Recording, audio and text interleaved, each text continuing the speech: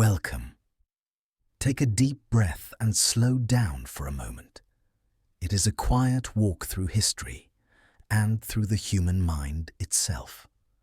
Sometimes the minds that shape the world do not begin with thunder, but with a whisper, a quiet question spoken into the air long before the world understands its weight. Tonight, I want to tell you about a man whose thoughts still echo through every classroom, every library, every quiet corner where someone stops to wonder about truth. If you enjoy calm, forgotten stories like this one, feel free to like and subscribe. It helps these small reflections stay alive a little longer in a world that often moves too fast to notice them. Plato's story begins not with the grandeur of his later ideas, but with something far more delicate, a city trying to find its own soul. Athens, in the 4th century BCE, was a place suspended between brilliance and ruin, carrying the warmth of poetry and the scars of war in equal measure. The streets were dusty and sunlit, crossed by merchants shouting prices, children weaving between pottery stalls, and elders leaning on wooden canes while debating matters that felt too large for any single mind. Columns gleamed white against the deep sky, yet beneath that brilliance lay uncertainty, political tremors, and the kind of instability that forces a young thinker to look inward before he dares to look outward. Imagine a city where every corner hummed with argument, where every public square was a stage for someone's convictions. Men gathered beneath porticos to speak about justice, fate, gods, politics, and the shifting tides of power. The smell of olive oil drifting from markets mixed with the mineral scent of dust, warmed by sunlight. Steps carved from marble carried the weight of thousands of feet, worn smooth by disputes, celebrations, and moments of despair. To live in Athens was to live inside a living question. And it was into this atmosphere, thick with possibility and fear, that Plato was born. He came from a lineage of statesmen and warriors, men who had shaped policy, commanded armies, advised leaders. Expectations trailed behind him like a long shadow. His childhood was filled with lessons in poetry, music, mathematics, and physical training, but also lessons in ambition, duty, and the complicated dance of politics. Yet, even as a boy, he felt a kind of distance from the world around him. The noise of the city did not pull him outward the way it did others. Instead, it pressed him inward toward reflection. He listened more than he spoke, watched more than he acted, and held his questions quietly until they grew too large to remain unspoken.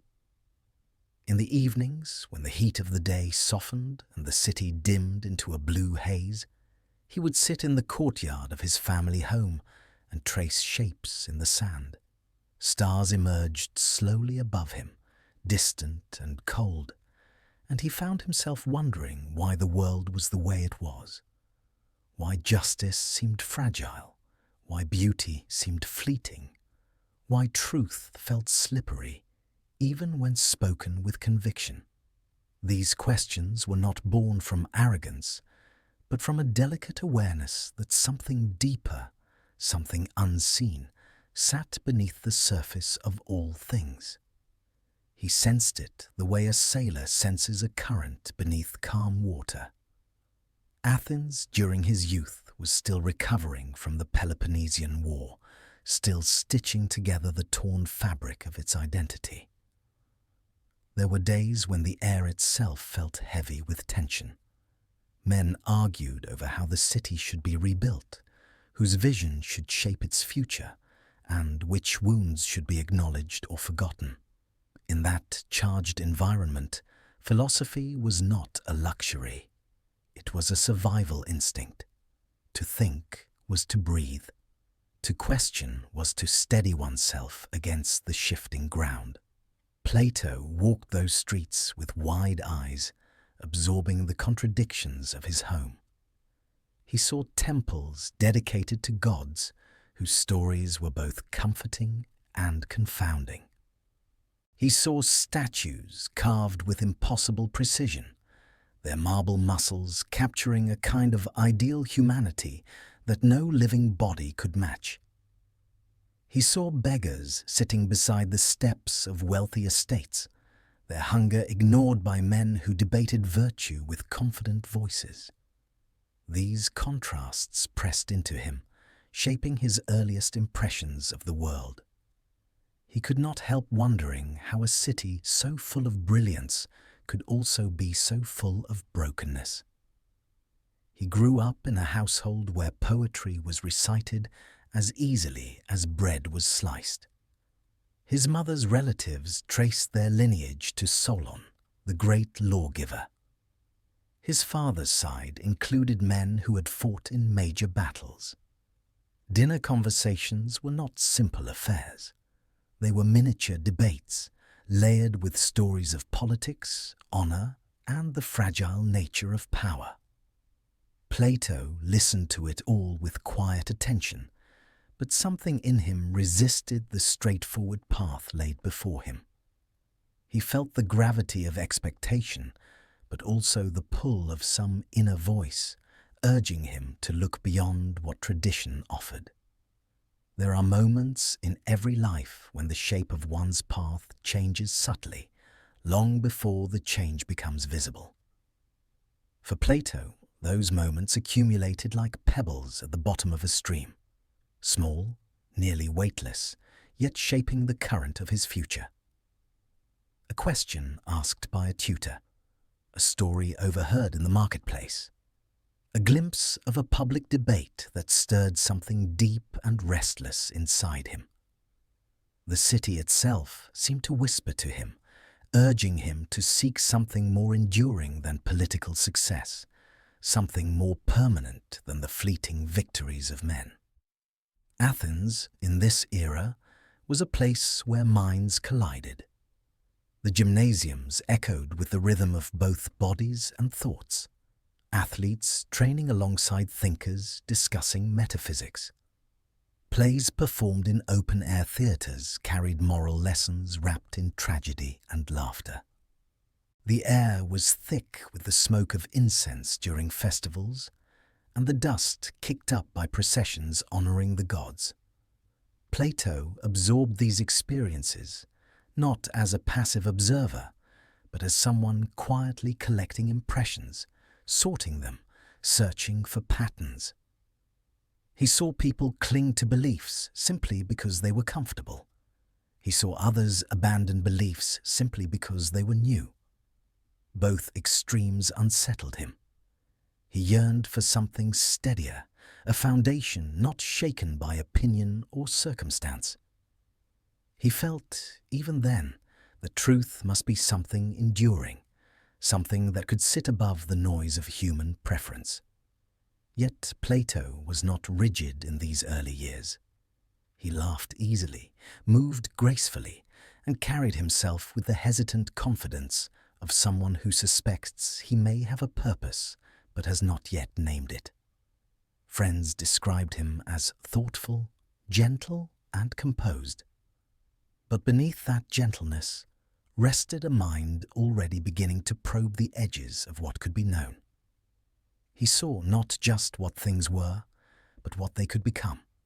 Not just what people said, but what they truly meant. And so, his childhood and adolescence unfolded under the dual presence of expectation and curiosity.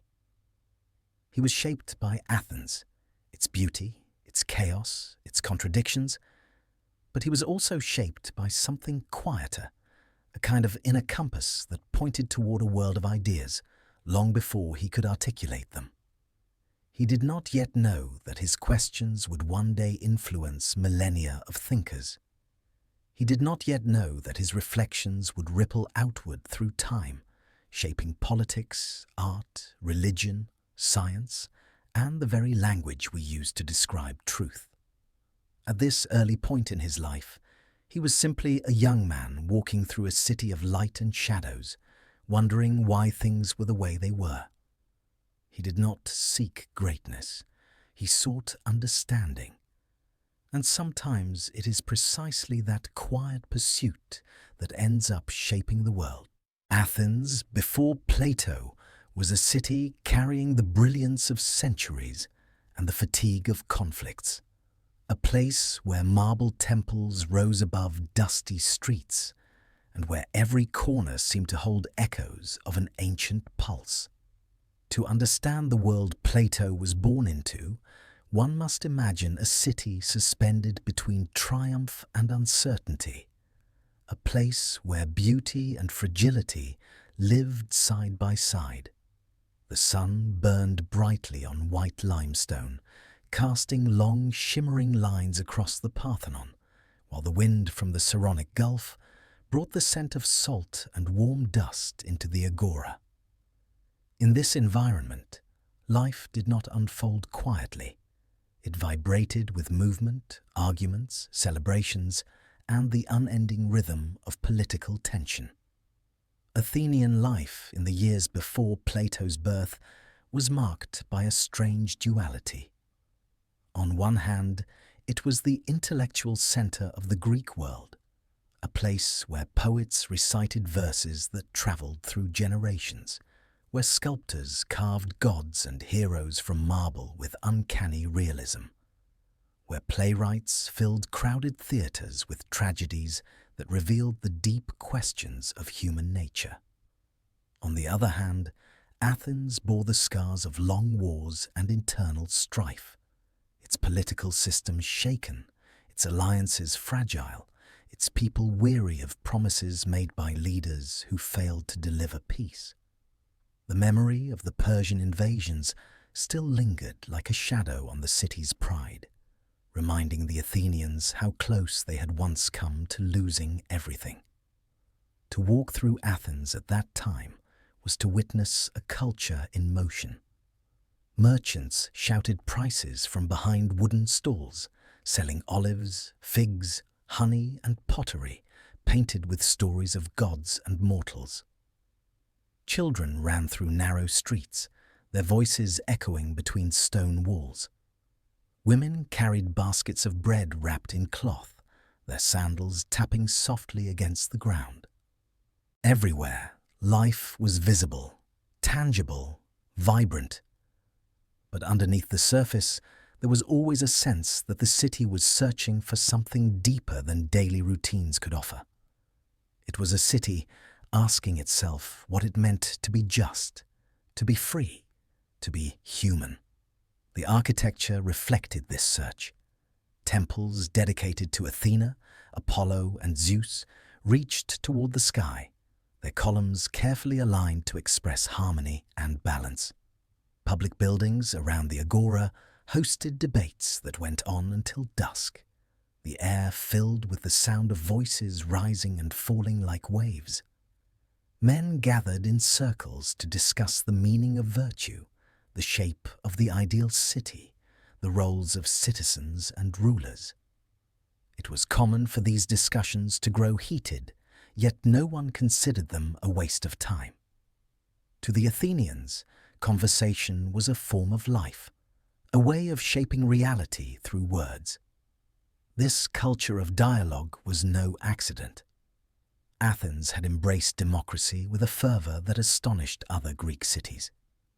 The idea that ordinary citizens could vote on laws, judge trials, and choose leaders was radical, controversial, and deeply imperfect. It created tension between classes, empowered some while silencing others, and gave rise to both brilliant reforms and catastrophic decisions. But it also gave Athens an intellectual energy unlike any other place. People argued not only in public squares, but in workshops, in gymnasiums, in private homes. The act of thinking aloud became woven into the daily rhythm of the city. Yet alongside this intellectual ambition existed a quiet fragility. The Peloponnesian War was brewing, and Athens felt the unease of a future it could not predict. Political factions clashed, alliances wavered, and trust among citizens began to thin. You could see it in the eyes of men gathered near the courts, whispering about the latest accusations or rumors of betrayal. You could hear it in the weary tone of soldiers returning from distant campaigns. You could feel it in the tense silence that occasionally settled over the agora, like a veil pulled tight over an open wound. Despite these tensions, the city still radiated a kind of restless confidence. Artists flourished, supported by wealthy patrons who believed that beauty was a form of public honor. Philosophers walked among crowds, speaking to anyone who would listen. The long stone steps leading up to the Acropolis glowed with warm sunlight, reflecting the pride Athenians felt in their cultural achievements. Festivals dedicated to Dionysus filled the city with music, dance, and wine. Torches lit the night during religious processions, and the reflections of flames shimmered on bronze shields hanging outside workshops. These moments of celebration allowed people to forget, if only briefly, the uncertainties that surrounded them. The education of young Athenians was shaped by this rich environment. Boys from noble families learned poetry, music, and gymnastics, balancing physical discipline with intellectual training. They memorized Homer's verses, studied the basics of geometry, and practiced speechcraft. For many, these lessons were simply a preparation for political life. But for a few sensitive minds, they opened doorways to a deeper understanding of the world. They offered glimpses of something timeless beneath the noise of everyday life, a harmony that artists sought to capture in marble and musicians sought to express through lyre strings. Religion also played a profound role in shaping the atmosphere of Athens. Temples stood not only as places of worship, but as symbols of a worldview that blended myth with philosophy. People made offerings to Athena for wisdom, to Poseidon for safety at sea, to Demeter for fertile harvests. These rituals offered comfort, yet they also raised questions. Were the gods truly the source of justice? Did fate rule human life? Or was there something deeper guiding the universe? These questions floated through the city like invisible currents, waiting for minds capable of giving them form. Athens, before Plato, was not a peaceful city, but it was a city alive in every possible way, alive in its creativity, its contradictions, its ambitions, and its fears. It was a place where the sight of a statue could inspire hours of conversation, where a single speech could shake the foundations of law, where a poet's metaphor could alter the course of someone's life. The city was constantly reinventing itself, torn between its dazzling triumphs and its fragile political reality. Into this complex, imperfect, brilliant world, Plato was born. The city he entered was already a questioning city, already searching for truths deeper than its own successes. Its marble temples held the echoes of centuries, but its streets carried the restlessness of a future not yet written. This tension between permanence and change would shape not only Plato's early impressions, but the very way he would one day think about reality. To understand Plato, one must first understand Athens as he first encountered it, not as an idealized city of philosophers, but as a living, breathing place filled with uncertainty and possibility. A city both illuminated by reason and wounded by conflict.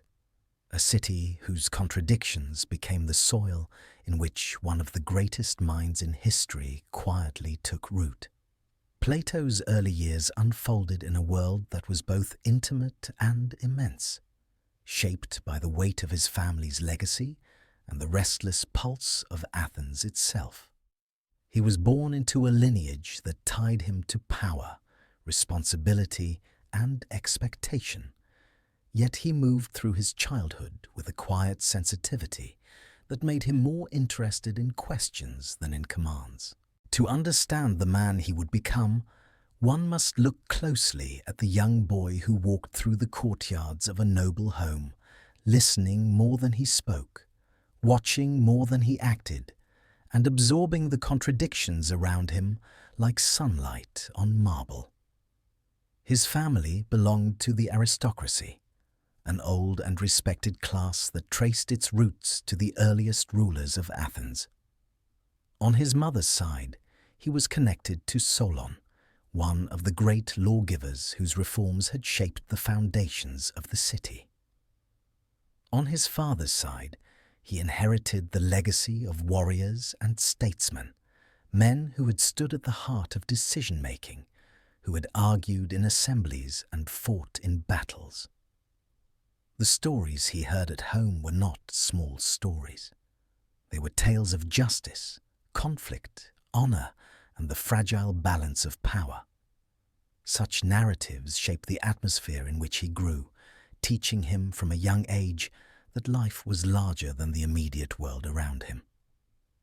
Yet Plato did not seem born for politics, at least not in the straightforward sense expected of him. His childhood was marked not by ambition, but by a kind of quiet reflection. He learned rhetoric, music, mathematics, and gymnastics like other boys of his class. But he approached each subject with a calm curiosity rather than competitive zeal. Those who taught him often remarked that he listened too intently, as if the world around him held layers of meaning invisible to most. While others delighted in victory, Plato delighted in understanding. He sensed that knowledge itself carried a dignity beyond praise or applause. His home, with its stone columns and shaded courtyards, became a sanctuary where he developed his earliest habits of observation. Plato's mother, Perictione, was known for her gentleness and intelligence.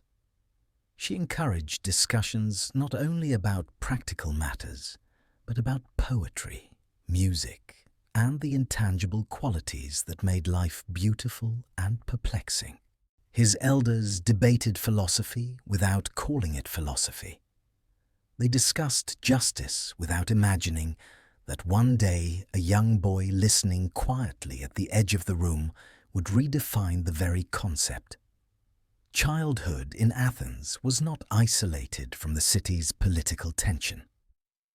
Even as a young boy, Plato saw the unease in the faces of adults when news of conflict arrived. The city's democratic experiment was both admired and criticized. Friends of his family spoke openly of threats, betrayals, and the need for strong leadership.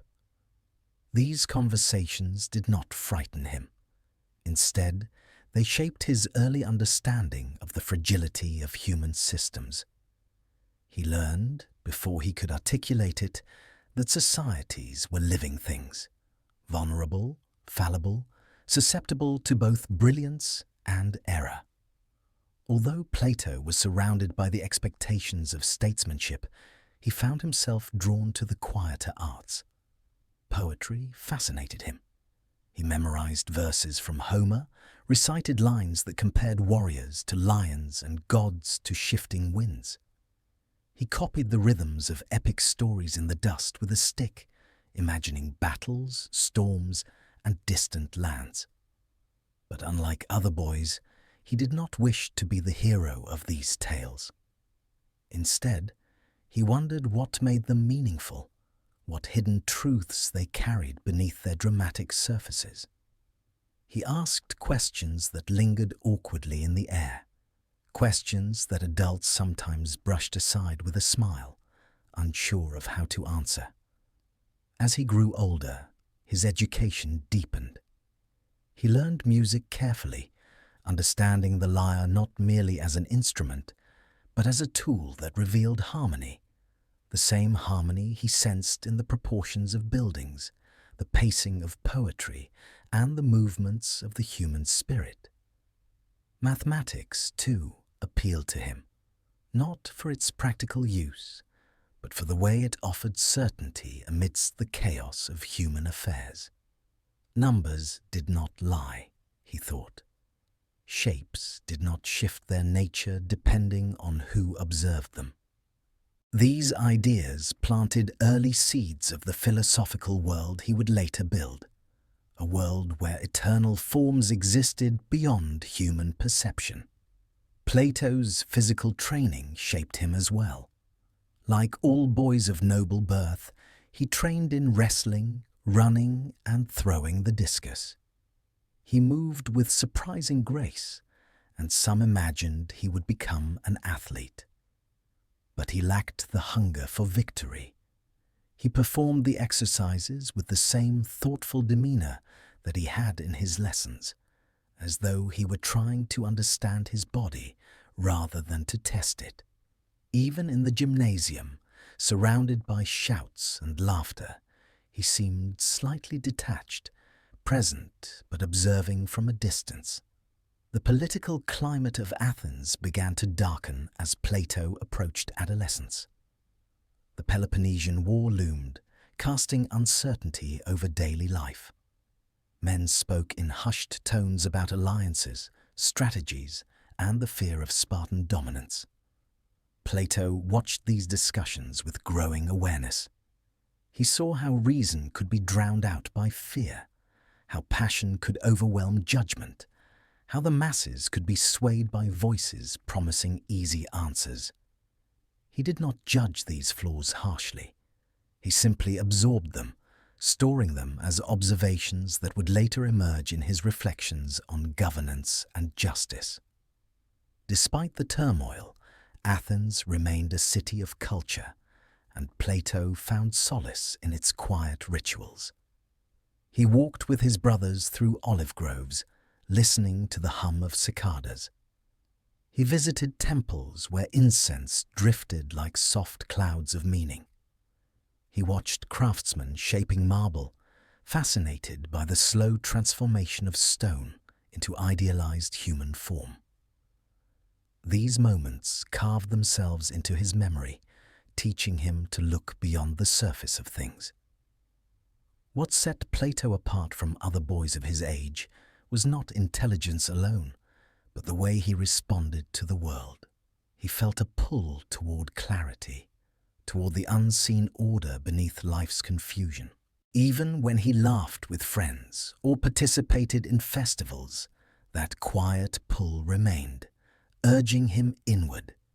His early years were filled with the raw materials of philosophy, beauty that begged to be understood, injustice that called for explanation, contradictions that demanded resolution. He did not yet know that these impressions would form the foundation of a new way of thinking, but he carried them like secret stones in his pocket. There is something poignant about imagining Plato as a child, curious, sensitive, quietly watching the city around him unfold. He did not strive for greatness. He sought understanding. And in those early years, Athens gave him both the questions that troubled him and the tools to explore them. His youth was not merely a time before philosophy. It was the soil from which his entire worldview would grow, shaped by the rhythms, shadows, and contradictions of a city that demanded thought long before it offered answers.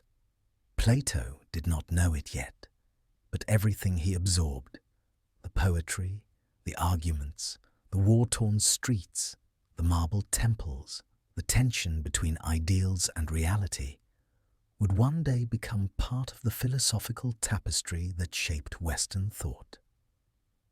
His early years were a quiet beginning, but like many quiet beginnings, they held within them the seeds of something vast. Plato's life began to shift in a way he did not yet understand on the day he first heard the voice of Socrates drifting through the agora. He was still a young man then, not yet burdened by the responsibilities of adulthood, but already carrying more questions than answers. Athens around him was recovering from the turbulence of war, yet the streets buzzed with the same restless spirit they had known for decades.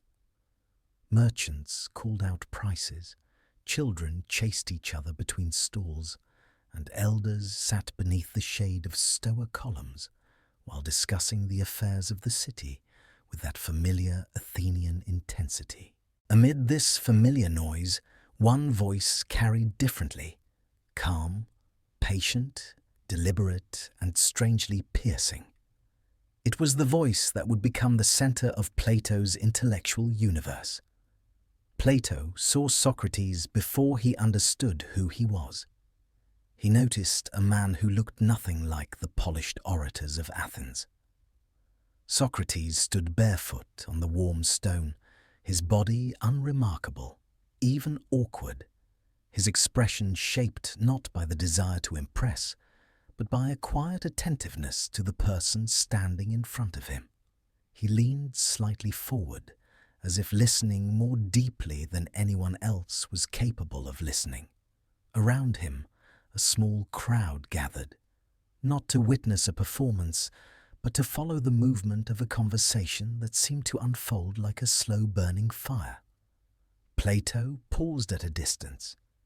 He watched the way Socrates questioned a young politician, asking about courage, justice, and virtue in a tone so mild it hardly resembled a challenge.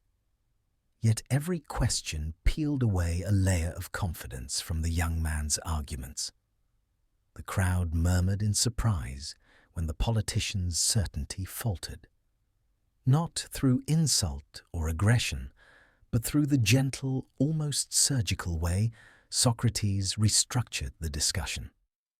The man who had been speaking boldly only moments before now stood uncertain, as if seeing his own thoughts for the first time. For Plato, the moment was transformative, even though he did not yet know it. He felt the atmosphere shift around Socrates, as if the agora, the marketplace of noise and commerce, had become suddenly quieter, sharper. The questions Socrates posed did not seek to win or humiliate. They sought to illuminate. Plato recognized something in that method, something that resonated with the restlessness that had followed him throughout his youth.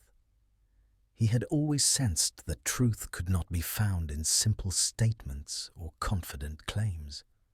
Now, for the first time, he saw someone articulate that intuition with remarkable precision.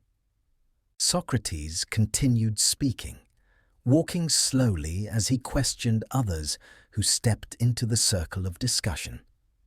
He gestured only occasionally, his hands mostly held behind his back, his steps patient and unhurried.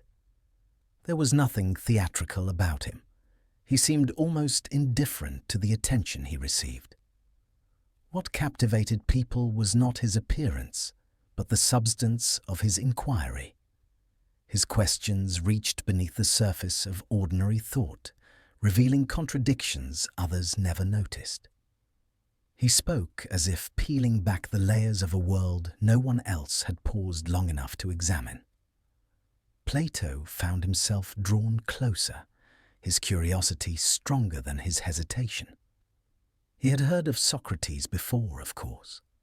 Everyone in Athens had heard of the strange philosopher who wandered the streets, questioning statesmen and soldiers, craftsmen and poets. Many saw him as a nuisance, someone who disrupted the fragile calm of public life. Others admired him quietly, though rarely openly, uncertain whether it was wise to be associated with someone so unpredictable. But for Plato, seeing Socrates in motion was nothing like hearing rumors about him. The difference was like hearing someone describe the ocean and then standing before it for the first time. The questions continued, weaving from one topic to another with surprising continuity. The more Plato listened, the more he felt something inside him align. It was as though the thoughts he had carried silently for years about justice, truth, virtue, courage were being spoken aloud for the first time, shaped and tested, not through lectures, but through simple, relentless inquiry. He felt a sense of recognition, not of a person, but of a method. The clarity he sought, the stability he imagined, must exist beneath the shifting opinions of the city, suddenly felt reachable. Socrates did not offer answers, yet his questions opened doors Plato had not known how to unlock. At some point, Socrates noticed Plato among the listeners, though he offered no greeting, no acknowledgement that singled him out. Instead, his eyes settled on Plato only briefly, with a quiet understanding that seemed to carry more weight than words. Plato felt in that moment an unspoken invitation, an invitation not to follow, but to think.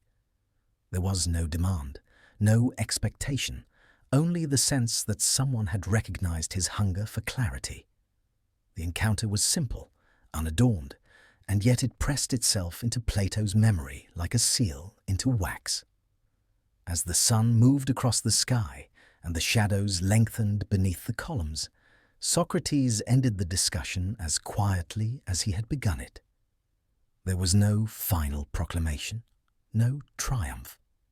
He simply nodded to the group and walked away, leaving the conversation to linger in the minds of those who had listened. People dispersed slowly, some still arguing, others confused or unsettled. But Plato remained still for a while, letting the weight of the experience settle. He did not yet know that this meeting would redirect the entire course of his life. But he felt something shift, a subtle internal turn toward a new path. In the days that followed, Plato found himself seeking out Socrates again, not out of admiration, at least not initially, but out of a sense of necessity. He wanted to understand the quiet force behind those questions, the way they cut through assumption and revealed deeper structures. Each time he listened, he saw more clearly the difference between knowledge and the illusion of knowledge. Socrates dismantled certainty with kindness, exposed ignorance with patience, and modeled a form of humility that had little to do with weakness. Plato, who had been raised among confident voices and firm convictions, found this approach both refreshing and challenging. He began to speak with Socrates, at first hesitantly, then with growing confidence. Their conversations were not dramatic encounters between a prodigy and a master.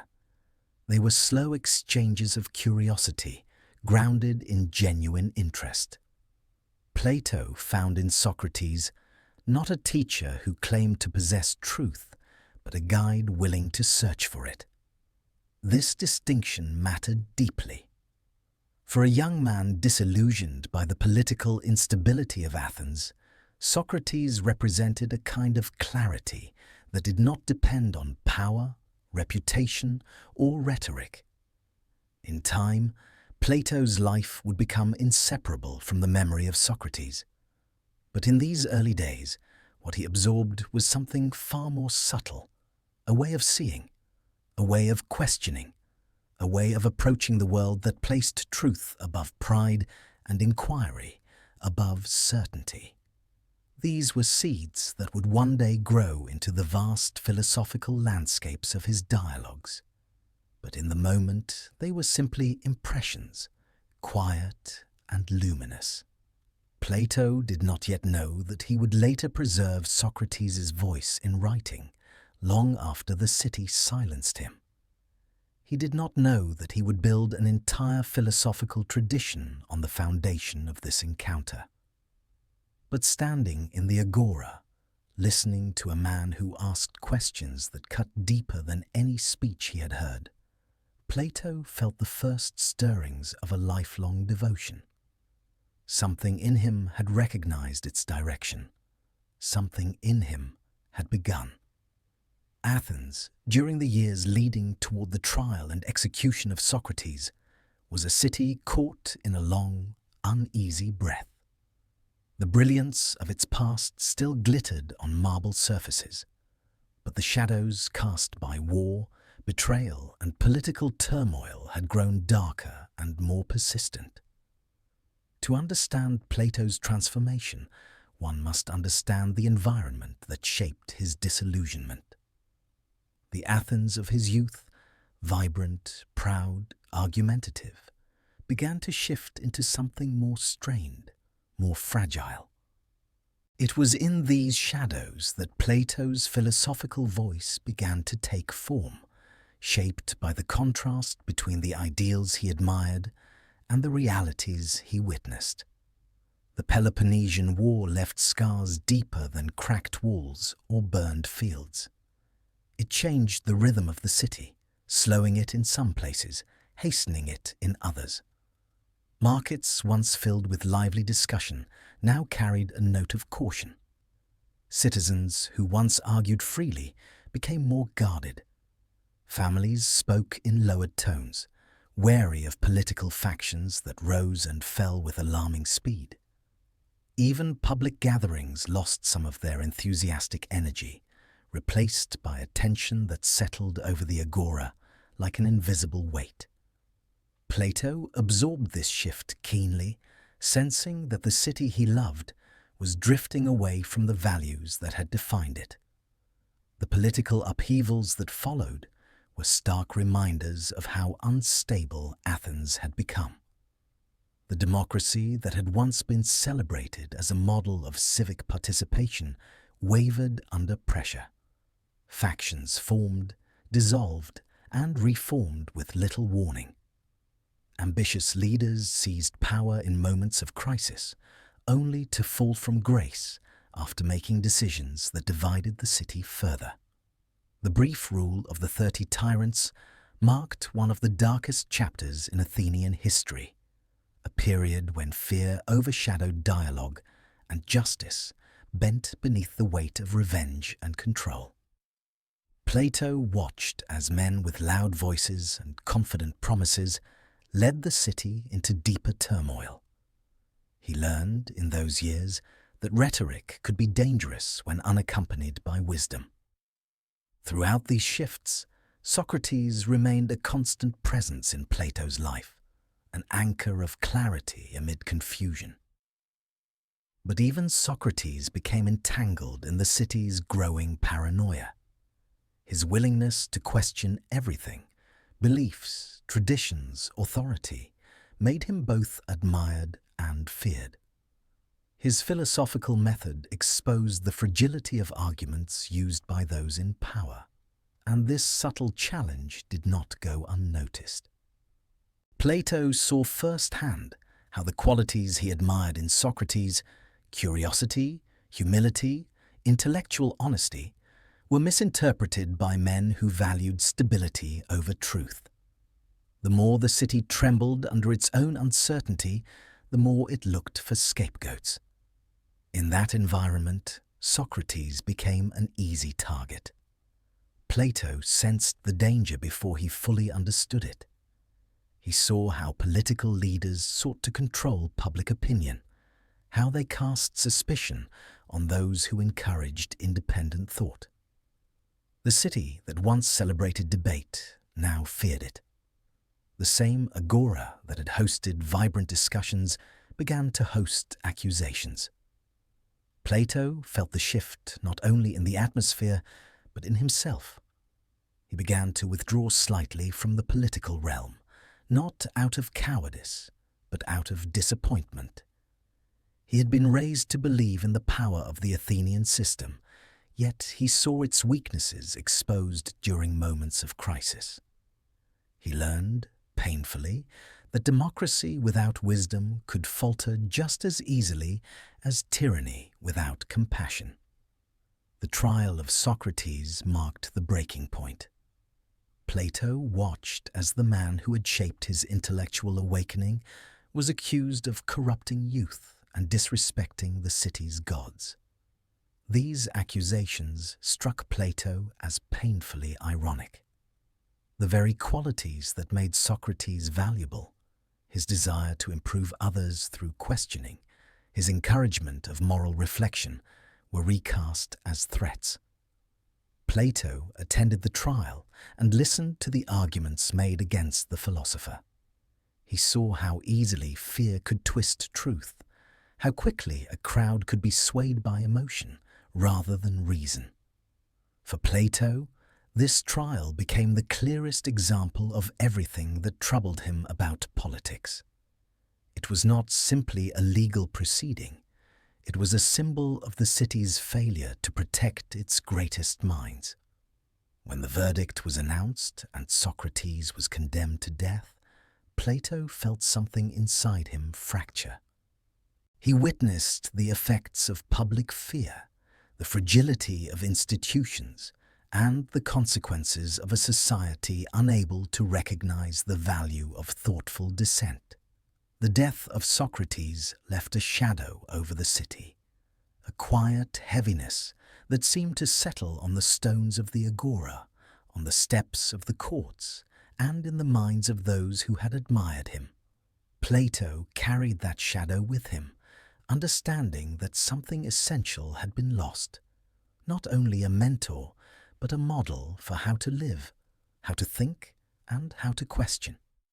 The tragedy of Socrates' fate did not push Plato into despair.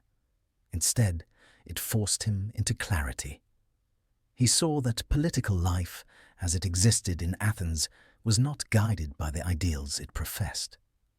It wavered between extremes, controlled by emotion and self-interest, more than by truth.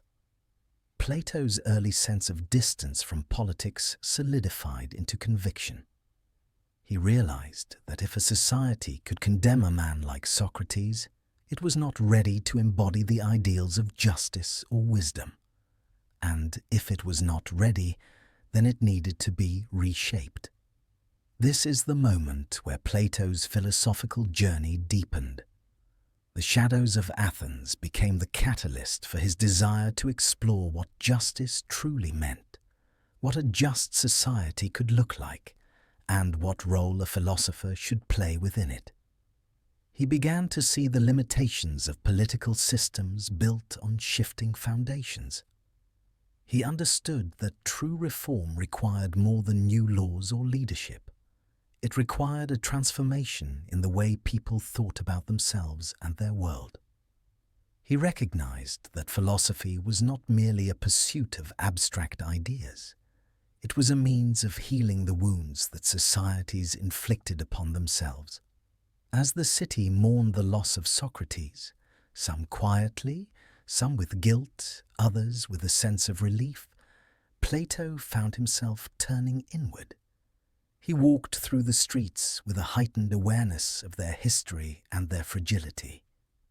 The same walls that had echoed with brilliant debates now seemed to carry a hollow sound. The same public squares that had hosted lively discussions now felt burdened by silence. The trial and execution of his teacher had changed the atmosphere of the city irrevocably, and Plato sensed that he could no longer rely on Athens to lead him toward truth. Yet the shadows of the city did not extinguish his hope. Instead, they illuminated a different path, one that would take him away from the familiar streets of his childhood and into other lands, other traditions, other forms of knowledge. He understood that Athens had given him questions, but it could not give him all the answers. The darkness that surrounded Socrates' death became the boundary he needed to cross in order to seek wisdom elsewhere. Plato did not turn his back on Athens. He carried it with him, the contradictions, the beauty, the brilliance, and the shadows. These experiences formed the backdrop against which he would begin his philosophical journey, not as a citizen seeking political influence, but as a thinker seeking truth. The city that failed his teacher became the city that drove him to pursue a deeper understanding of justice, knowledge, and the human soul. In this way, the shadows of Athens did not merely darken Plato's early life, they shaped the direction of his thought. They taught him that even the most radiant civilization can falter, that ideals can be betrayed, and that wisdom must sometimes rise from the ruins of disillusionment. Plato's departure from Athens was not marked by dramatic gestures or public announcements. It began quietly, as most profound journeys do, with a sense of inner urgency that no longer allowed him to remain still. The death of Socrates had left a wound that could not be healed by staying among the same stones, the same voices, the same memories that had turned to shadows. Athens had given him questions and contradictions, but it had also revealed its limits. Plato understood that if he wished to rebuild the foundations of thought, he needed to step beyond the city whose failures had shaped him. And so he left, slowly, deliberately, carrying with him only what could not be taken away: the imprint of a teacher, the echo of a method, and the quiet hunger for truth. His first destination was Megara, a city known for its philosophical circles and its quiet resistance to the political turmoil that had shaken Athens. The journey itself offered him a change of air, a way to breathe without feeling the weight of accusation pressing on every step. The landscape shifted from the rugged hills of Attica to gentler plains, and for the first time in months, Plato felt the tension in his chest ease. Megara's thinkers welcomed him, not as a refugee, but as a mind-seeking clarity. In their company, he encountered early forms of logic and meditation on the nature of being, ideas that would blend subtly with his own in the years to come. Though he did not remain long, the city taught him that thought could take quieter, more contemplative forms than the debates of the Athenian agora. From Megara, Plato travelled further, drawn by stories of lands where ancient knowledge was preserved in rituals older than Greek memory. Egypt, with its temples, geometry, and sacred texts, became his next destination. The journey by sea was long and uncertain. Waves rose and fell like breathing creatures beneath the wooden ship, and Plato spent long hours watching the horizon, wondering whether truth could be traced across distances or whether it lived in the details of each place he visited. When he finally stepped onto Egyptian soil, he felt as though he had entered a world suspended outside of time. The Nile moved with a calm authority, its waters shaping fields, seasons, and lives. Temples carved with symbols he could not read seemed to speak a silent language of order that resonated with his growing belief in the existence of universal forms. In Egypt, Plato absorbed more than facts. He observed the way priests structured their knowledge, the way they blended mathematics with spirituality, the way they approached the universe as a system governed by harmony rather than chaos. Their geometry was not merely practical, but symbolic, a reflection of cosmic balance. Plato recognized in their teachings a foundation upon which he could build his own ideas of order, structure, and ideal forms.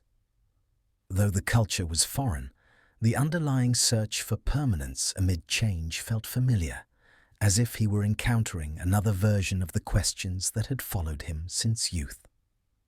After leaving Egypt, Plato traveled to Cyrene, a city known for its advances in mathematics. There he spent time with students of Theodorus, absorbing knowledge about shapes, proportions, and the delicate relationships between numbers. These lessons strengthened his belief that truth could be expressed with clarity and precision, that some aspects of reality did not bend or waver under the weight of human emotion. Mathematics offered him a kind of refuge, a place where truths were not subject to political whims or social pressures. Each geometric demonstration felt like a quiet affirmation that something stable existed in the world, a stability he longed to weave into his philosophy. But of all his travels, the most transformative were those he made to Sicily and southern Italy. It was there that he encountered the Pythagoreans, followers of a tradition that blended mathematics, mysticism, and communal living. Their teachings illuminated the deep connections between harmony and ethics, between numerical relationships and the structure of the soul. Plato observed the discipline with which they lived, the seriousness with which they approached the concept of a good life, and the dedication they showed toward cultivating order within themselves. Their worldview was not merely theoretical, it was embodied in their daily practices. Plato recognized that philosophy, to be meaningful, required more than thinking. It required a way of living. Sicily, however, was also a place of contradiction. The tyrannical rule of Dionysius revealed the dangers of power detached from wisdom, echoing the failures Plato had witnessed in Athens. His interactions with Syracuse's rulers left him both fascinated and disturbed. He saw the potential for a philosopher to guide political life, but he also sensed how impossible it was to impose wisdom upon a mind unwilling to receive it. These experiences reinforced his belief that governance required virtue, not force. The tension between idealism and reality that had troubled him in Athens resurfaced in Sicily, but now he viewed it with greater clarity. The world could not be reformed by power alone. It required an inner transformation of the soul. Throughout his travels, Plato carried with him the memory of Socrates. In moments of doubt, he recalled the calm persistence with which his teacher had questioned the world. He imagined how Socrates would observe the rituals of Egyptian priests, how he would analyze the arguments of Pythagorean scholars, how he would respond to the vanity of rulers. This mental dialogue became a form of companionship, guiding Plato even as the landscapes around him changed. The more he learned, the more he realized how essential Socrates had been, not as a giver of answers, but as a model of inquiry. Yet Plato was not content to simply imitate. With each new culture he encountered, he began to weave together a synthesis of perspectives. Egyptian order, Pythagorean harmony, Megarian logic, Athenian ethics, all blended within him, forming the early structure of a philosophy that would eventually shape the entire Western world. His travels gave him something Athens alone could not provide: the sense that truth was not the property of a single place, that wisdom emerged from the interplay of different traditions, that to know the world, one had to see beyond the borders of one's birthplace. During quiet evenings, Plato often sat alone, reflecting on the journey that had carried him so far from home. He would watch the sun set behind foreign hills, its light softening into shades of gold and rose. He would feel the weight of distance, the ache of exile, but also the exhilaration of discovery. Each place had given him something, even when it challenged him. The world felt larger now, and yet its underlying patterns felt more unified. It was as if every region whispered a fragment of the same truth, waiting for a mind capable of gathering them together. Plato understood that he could not remain a wanderer forever. His travels were not an escape, they were preparation. The questions that had troubled him since youth now circled back with new depth. What is justice? What is the good life? What is the nature of reality? What is the ideal society? These were no longer abstract curiosities. They were reflections sharpened by the contrast between cultures. And with each step, Plato felt closer to articulating the foundations of a new philosophical system. By the time he turned back toward Athens, he was no longer the young man who had left in grief. He returned carrying a world within him, a world of memories, teachings, and insights that stretched far beyond the boundaries of his city. His travels had reshaped him, not by giving him answers, but by showing him how vast the search for truth could be. He understood that philosophy was a journey without a final destination. Yet he also sensed that he was ready to begin building something lasting, something that would honor the legacy of Socrates while moving beyond it. In the quiet spaces between his journeys, Plato discovered not only knowledge, but purpose. And with that purpose guiding him, he walked back toward the city that had once broken his heart, prepared to reshape it through the power of thought. When Plato finally returned to Athens, after years of wandering through foreign lands, he did so without the ceremony or expectation that might accompany a triumphant homecoming. His journey had not been one of conquest or fame. It had been a long search, a gathering of ideas, a quiet pilgrimage shaped by observation and contemplation rather than by ambition. And so, he walked back into the city of his youth with a kind of calm resolve, carrying within him the echoes of distant temples, mathematical lessons from faraway scholars, and memories of landscapes that had broadened his understanding of the world.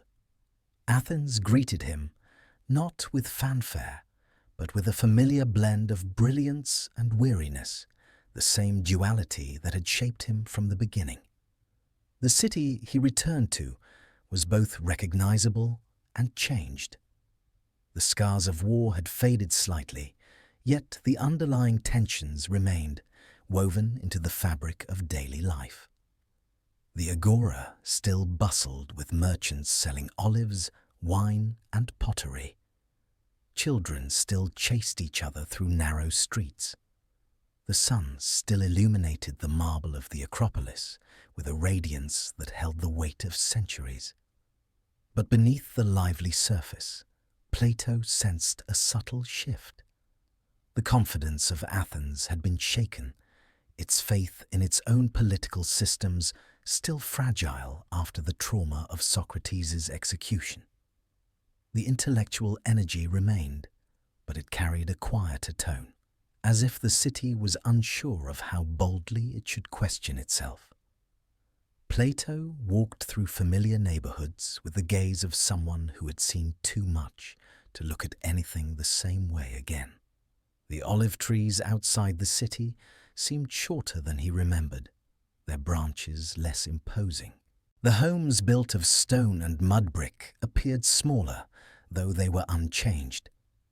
It was as though his travels had expanded the world so greatly that even the largest structures of Athens felt modest in comparison.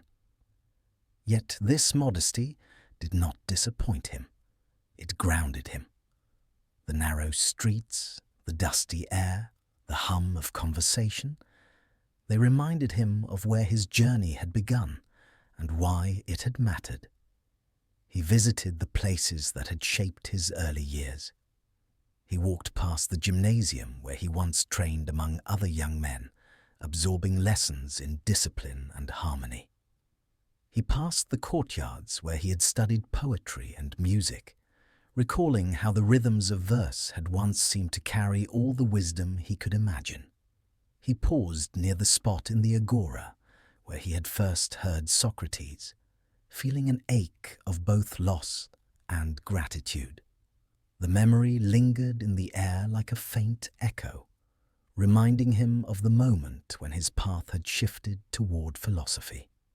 That spot, though unchanged, felt like a small monument within his mind, a quiet reminder that ideas were born not in grand halls, but in ordinary places where honest questions were asked.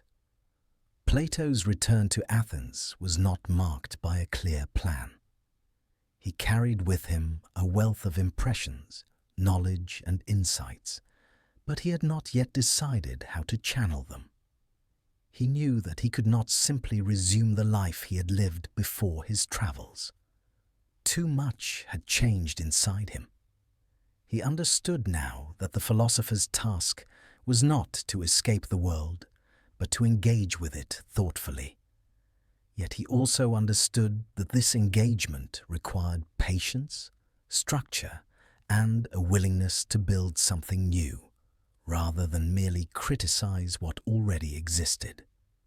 Athens, at that time, offered him both inspiration and caution. The intellectual circles were still active, with thinkers debating ethics, mathematics, politics, and the nature of the divine. But the memory of Socrates' trial remained vivid, a warning of what could happen when philosophy threatened the comforts of those in power. Plato recognized that if he wished to pursue a new vision for society, he needed to do so carefully, without provoking the same fears that had led to the tragedy of his teacher's death. He needed a place where philosophy could be practiced without interruption, without suspicion. Somewhere thought could grow safely, gradually, and deeply. As he reacquainted himself with the rhythms of the city, Plato noticed the way Athens continued to oscillate between brilliance and instability. The democratic system still allowed for lively debate, but it also left room for manipulation and short-sighted decision-making. The people desired wisdom, but often settled for persuasion. They admired virtue, but were easily swayed by charisma. These observations sharpened Plato's understanding of the problems he wished to address. He no longer believed that political reform could succeed without first reforming the minds of those who governed. True change, he realized, required education. An education grounded not merely in rhetoric or practical skills, but in the cultivation of character. Plato spent long hours walking along the city walls, watching the distant hills turn gold in the afternoon sun. These quiet moments gave him space to reflect on everything he had learned. He thought of the Egyptian priests and their precise rituals, of the Pythagoreans and their devotion to harmony, of the mathematical clarity he had encountered in Cyrene, and of the logical structures he had studied in Megara.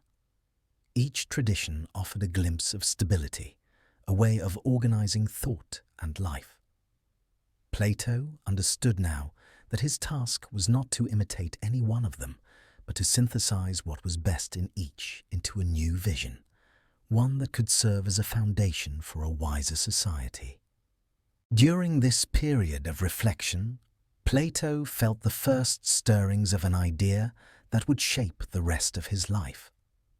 He realized that Athens needed a place separate from its political noise, a sanctuary for learning that could nurture minds capable of seeing beyond the immediate demands of the city.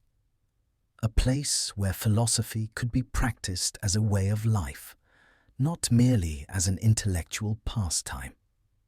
This idea came to him gradually, like the slow dawn rising behind the hills, filling the sky with light before revealing the sun itself. He knew that such a place must be built on principles of inquiry, discipline, and community. It must encourage dialogue without fear. It must honor the legacy of Socrates, not by preserving his memory alone, but by continuing his method. As Plato continued to walk the familiar streets, he began to sense that Athens, despite its flaws, remained the only place where such a vision could take root. The city's tradition of debate, its celebration of art and knowledge, its deep appreciation for the interplay of mind and spirit, all provided fertile ground for the school he imagined. Athens had failed Socrates, but it had also produced him.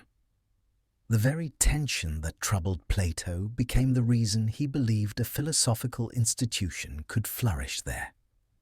He began seeking out like-minded individuals, some former companions of Socrates, others young men drawn to philosophy by their own restlessness.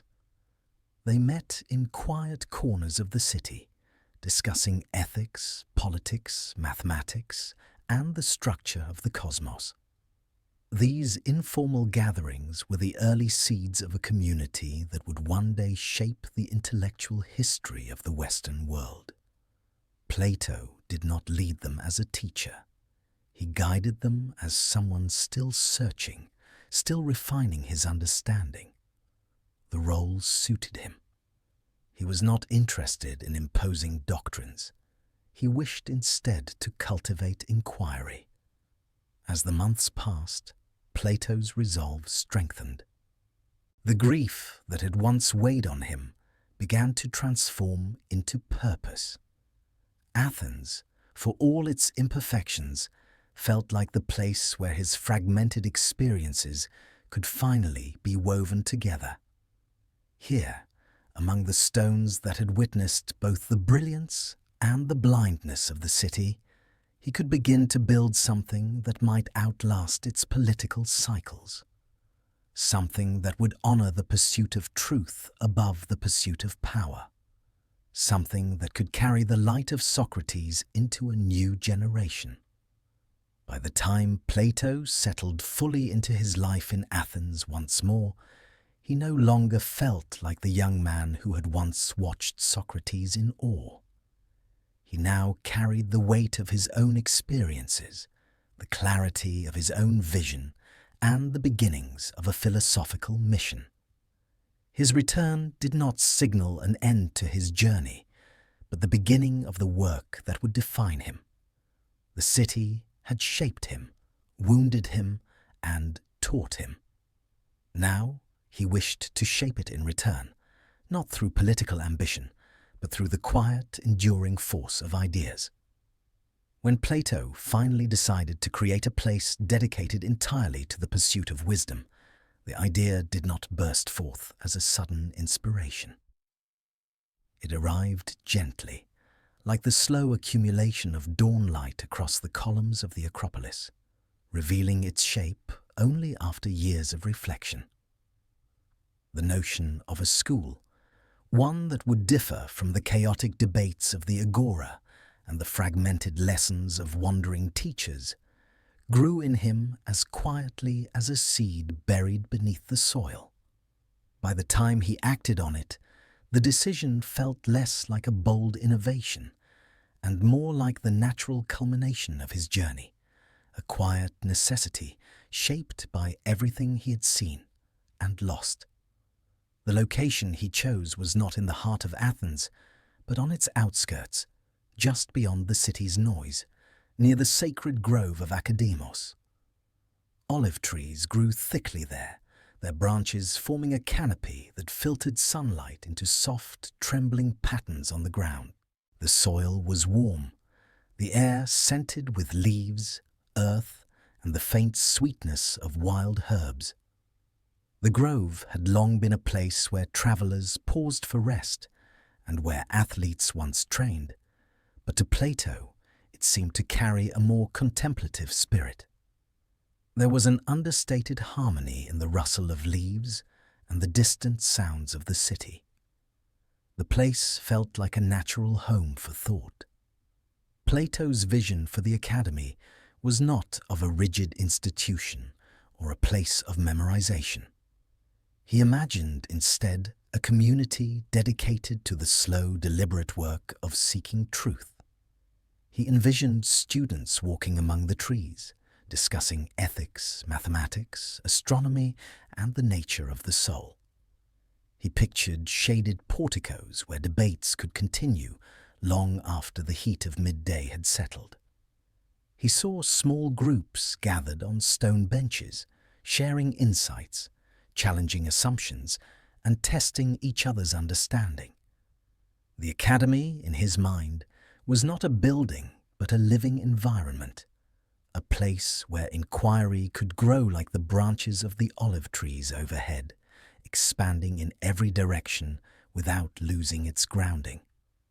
When Plato began gathering companions and students to form the core of the academy, he did so with a quiet sense of purpose. He did not advertise the school or seek to attract large numbers. Instead, he sought individuals who shared an inner restlessness, a desire to look beyond the surface of things, a commitment to a life shaped by reason and virtue. Some were young men drawn by the memory of Socrates, still longing for a place where philosophy could be practiced without fear. Others were mathematicians, astronomers, and thinkers who had heard of Plato's travels and wished to contribute their own knowledge. A few were travelers who had encountered similar traditions elsewhere and recognized in the academy a rare opportunity to bring these perspectives together. The early days of the academy unfolded slowly, almost imperceptibly. Plato and his companions arranged spaces for discussions, cleared pathways between the trees, and established a small area where scrolls and tablets could be stored. There were no strict schedules, no formal hierarchies. The rhythm of learning was shaped by the needs and questions of those who gathered. Lectures took place not at fixed hours, but when inspiration struck. Conversations flowed freely, branching from topic to topic, like a stream finding its way through the grove. Plato's own presence shaped the atmosphere profoundly. He did not stand apart from the others as an authoritative figure, but moved among them as a guide, occasionally offering direction, often simply listening. His questions were gentle but penetrating, encouraging students to refine their thoughts without diminishing their confidence. He modeled the kind of humility he believed essential for philosophical inquiry, showing that wisdom was not a possession, but a pursuit. To those who joined him, he felt less like a distant teacher and more like a companion walking the same winding path. The curriculum of the academy reflected Plato's belief that reality could not be understood through a single lens. He integrated mathematics, ethics, politics, metaphysics, and natural philosophy into a seamless exploration of what it meant to live well and understand the universe. Mathematics held a central place, not because it was practical, but because it revealed truths untainted by opinion. Astronomy invited students to consider the cosmos and the possibility of an order far greater than human society. Ethics challenged them to examine their own desires and actions. Politics offered a mirror to the world and its many failures. All these subjects intertwined, each one illuminating the others. Over time, the academy developed its own quiet traditions. Students walked the grove in the early mornings, discussing the events of the city or contemplating problems posed the day before. At midday, they gathered under shaded porticos to explore abstract concepts or debate the nature of justice. In the evenings, they sometimes observed the stars together, tracing the movement of constellations and considering the vastness that lay beyond human comprehension. Days passed in a rhythm that felt both natural and intentional, shaped by curiosity rather than obligation. Plato took particular care to ensure that the academy remained free from political entanglements. He had seen firsthand how the pressures of the city could distort thought and turn wisdom into a weapon. Here, he wanted the mind to be safe, unburdened by the demands of public life. The academy stood at the edge of Athens deliberately, close enough to engage with the world, distant enough to avoid being consumed by it. In this separation, Plato hoped to cultivate a form of learning that could one day heal the city's wounds without becoming one of them. As the academy grew, it attracted students from distant regions. Some traveled from Thebes, others from Ionia, still others from places beyond the Aegean. They came with their own questions, shaped by their own cultures, and the academy welcomed these differences. The diversity of perspectives enriched the discussions, allowing students to see that truth could be approached from many angles. Plato encouraged them to compare ideas, test assumptions, and seek harmony among conflicting viewpoints. The academy became a kind of crossroads where traditions met, where ideas blended and transformed, where knowledge was shared freely. Plato's founding of the academy was not merely an act of intellectual ambition. It was an act of hope. He believed that through patient inquiry, dialogue, and the cultivation of virtue, a new generation could rise, one capable of guiding society toward justice and stability. The school did not aim to create rulers in the conventional sense. It aimed to create thinkers, individuals able to see beyond the immediate demands of the city and toward the ideals that could shape a more harmonious world. In the grove of Academos, Plato found a home not just for himself, but for the kind of learning he believed essential for the flourishing of humanity. The academy was a refuge from the shadows of Athens, a place where the memory of Socrates lived on, not as an echo of past sorrow, but as a vital force shaping the present. Here, the seeds of philosophy he had carried through his travels finally found soil in which to grow. Over time, the academy would become one of the most influential institutions in history.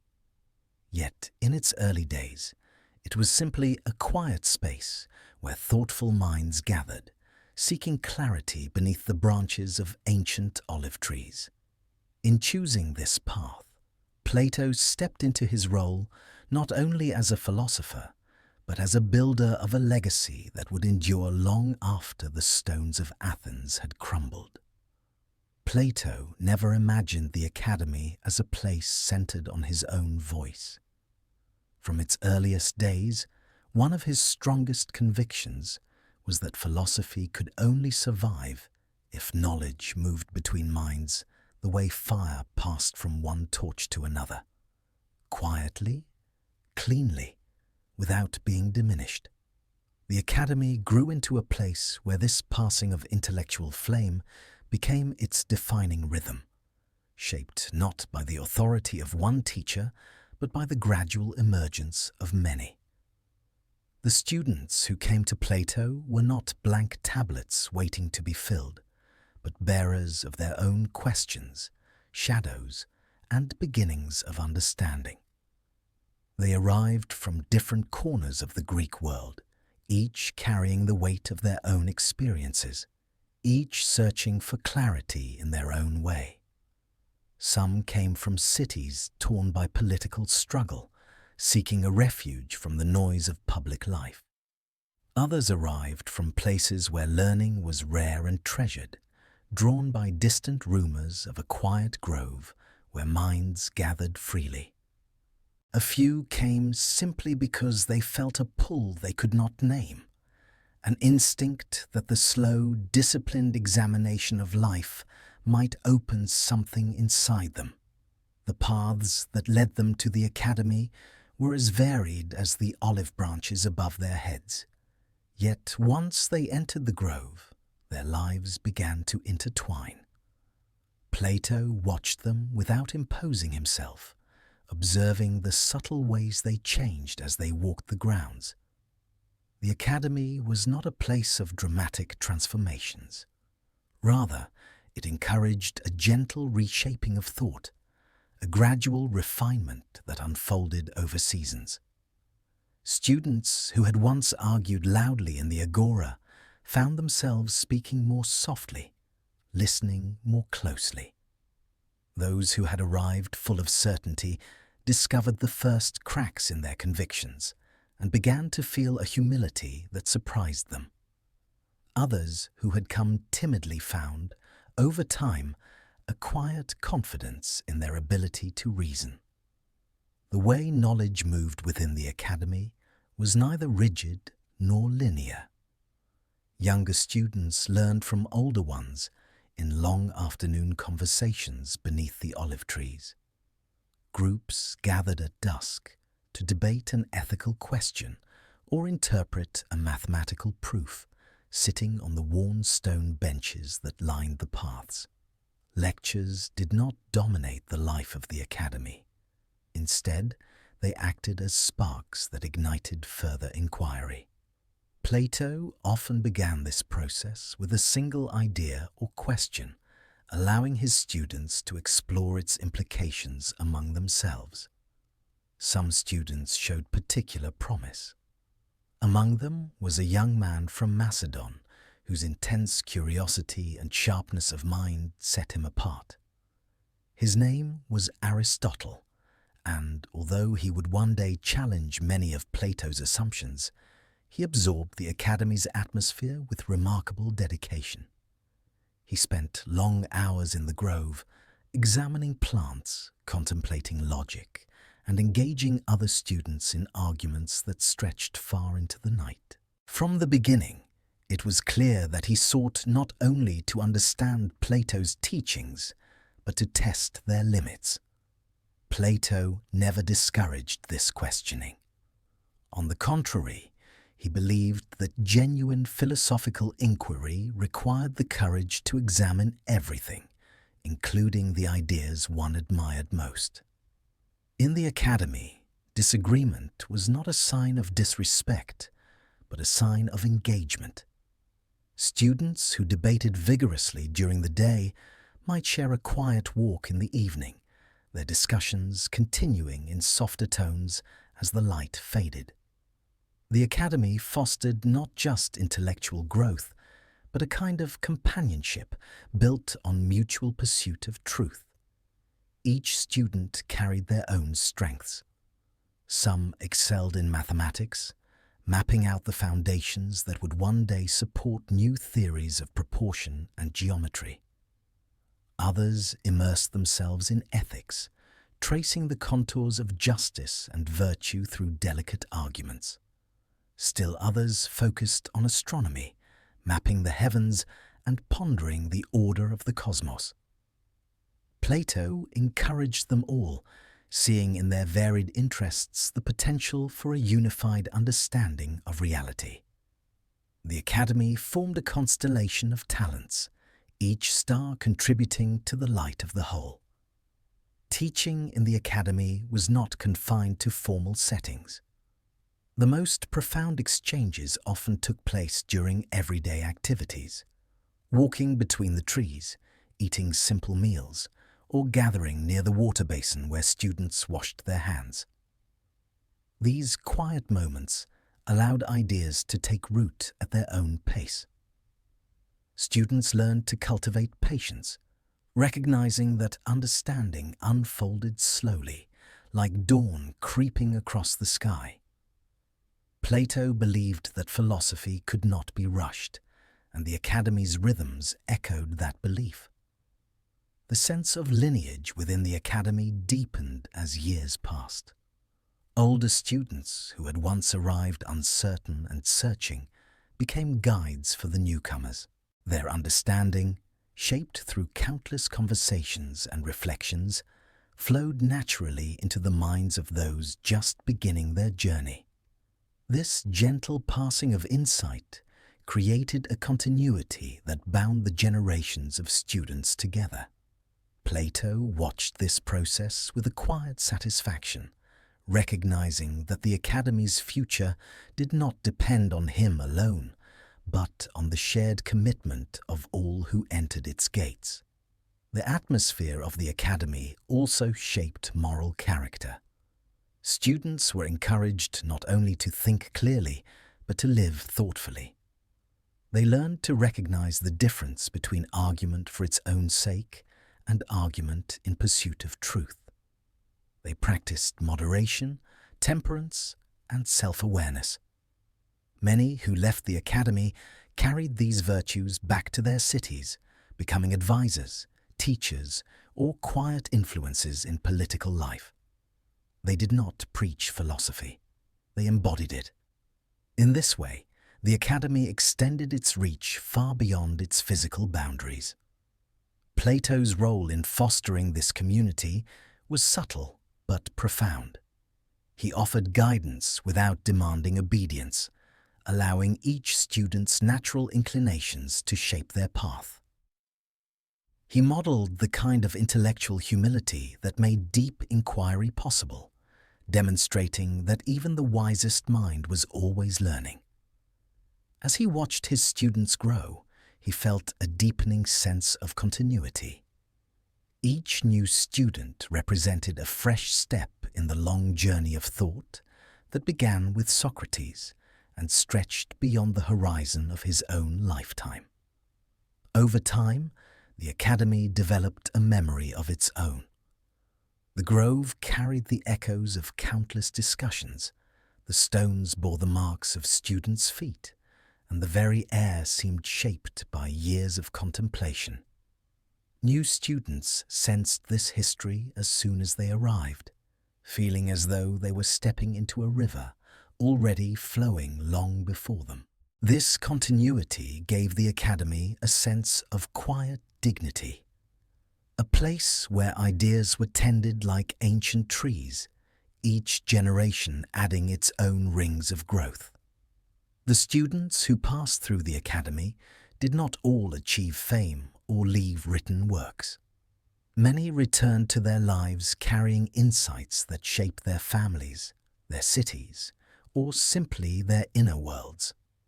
Plato valued these contributions just as much as the achievements of those who later became renowned thinkers.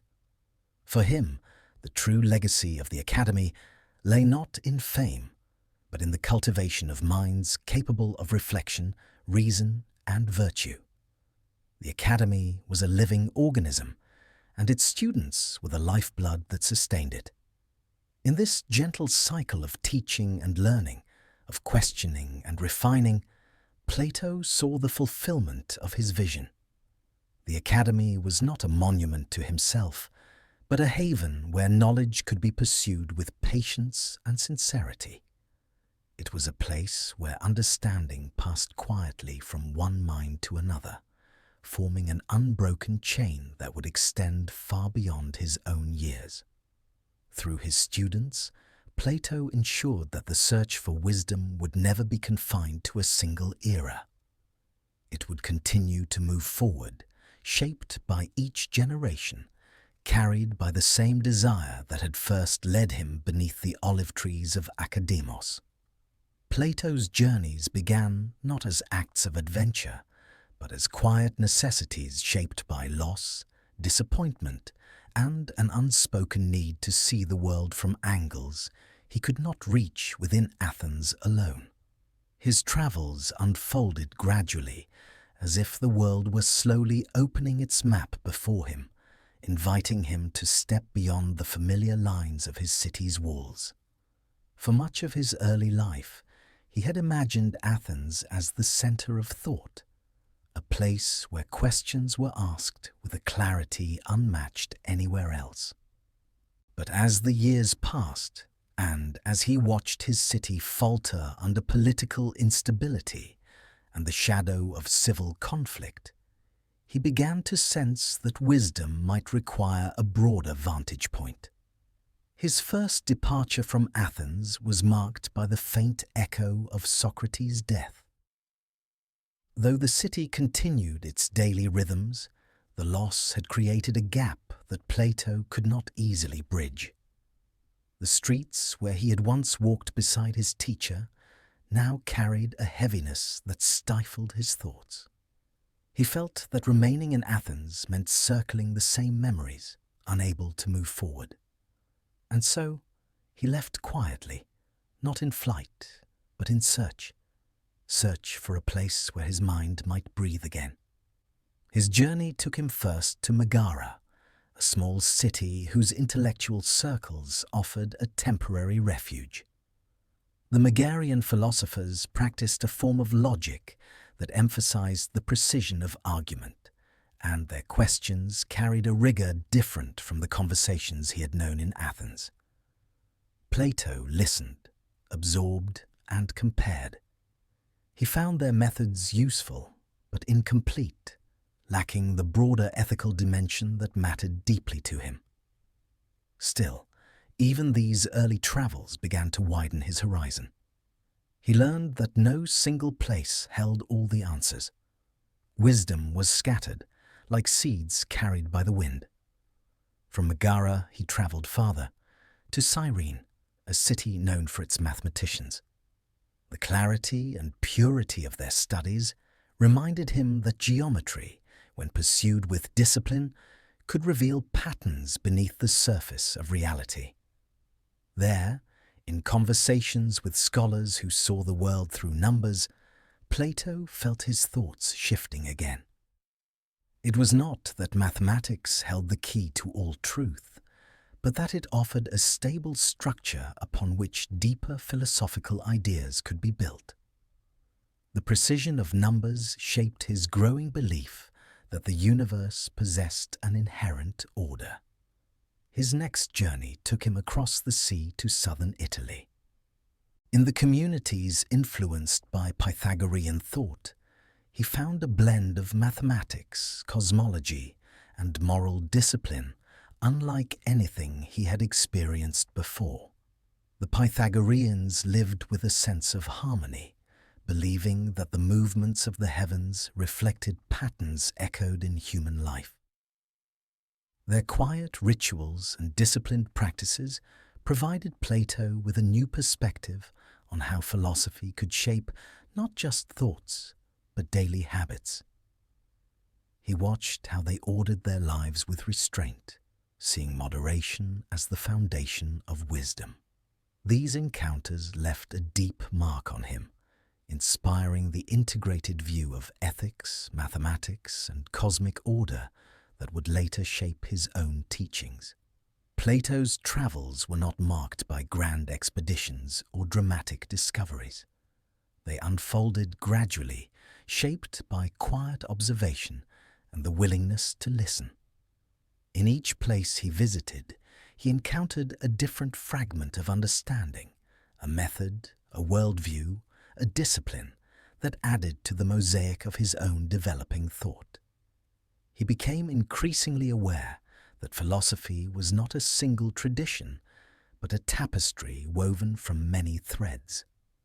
Even ideas he disagreed with pushed him to refine his own positions, sharpening the clarity of his reasoning.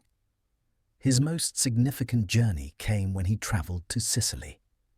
There, in Syracuse, he encountered a very different world, one shaped not by quiet inquiry, but by the ambitions of rulers and the complexities of political power.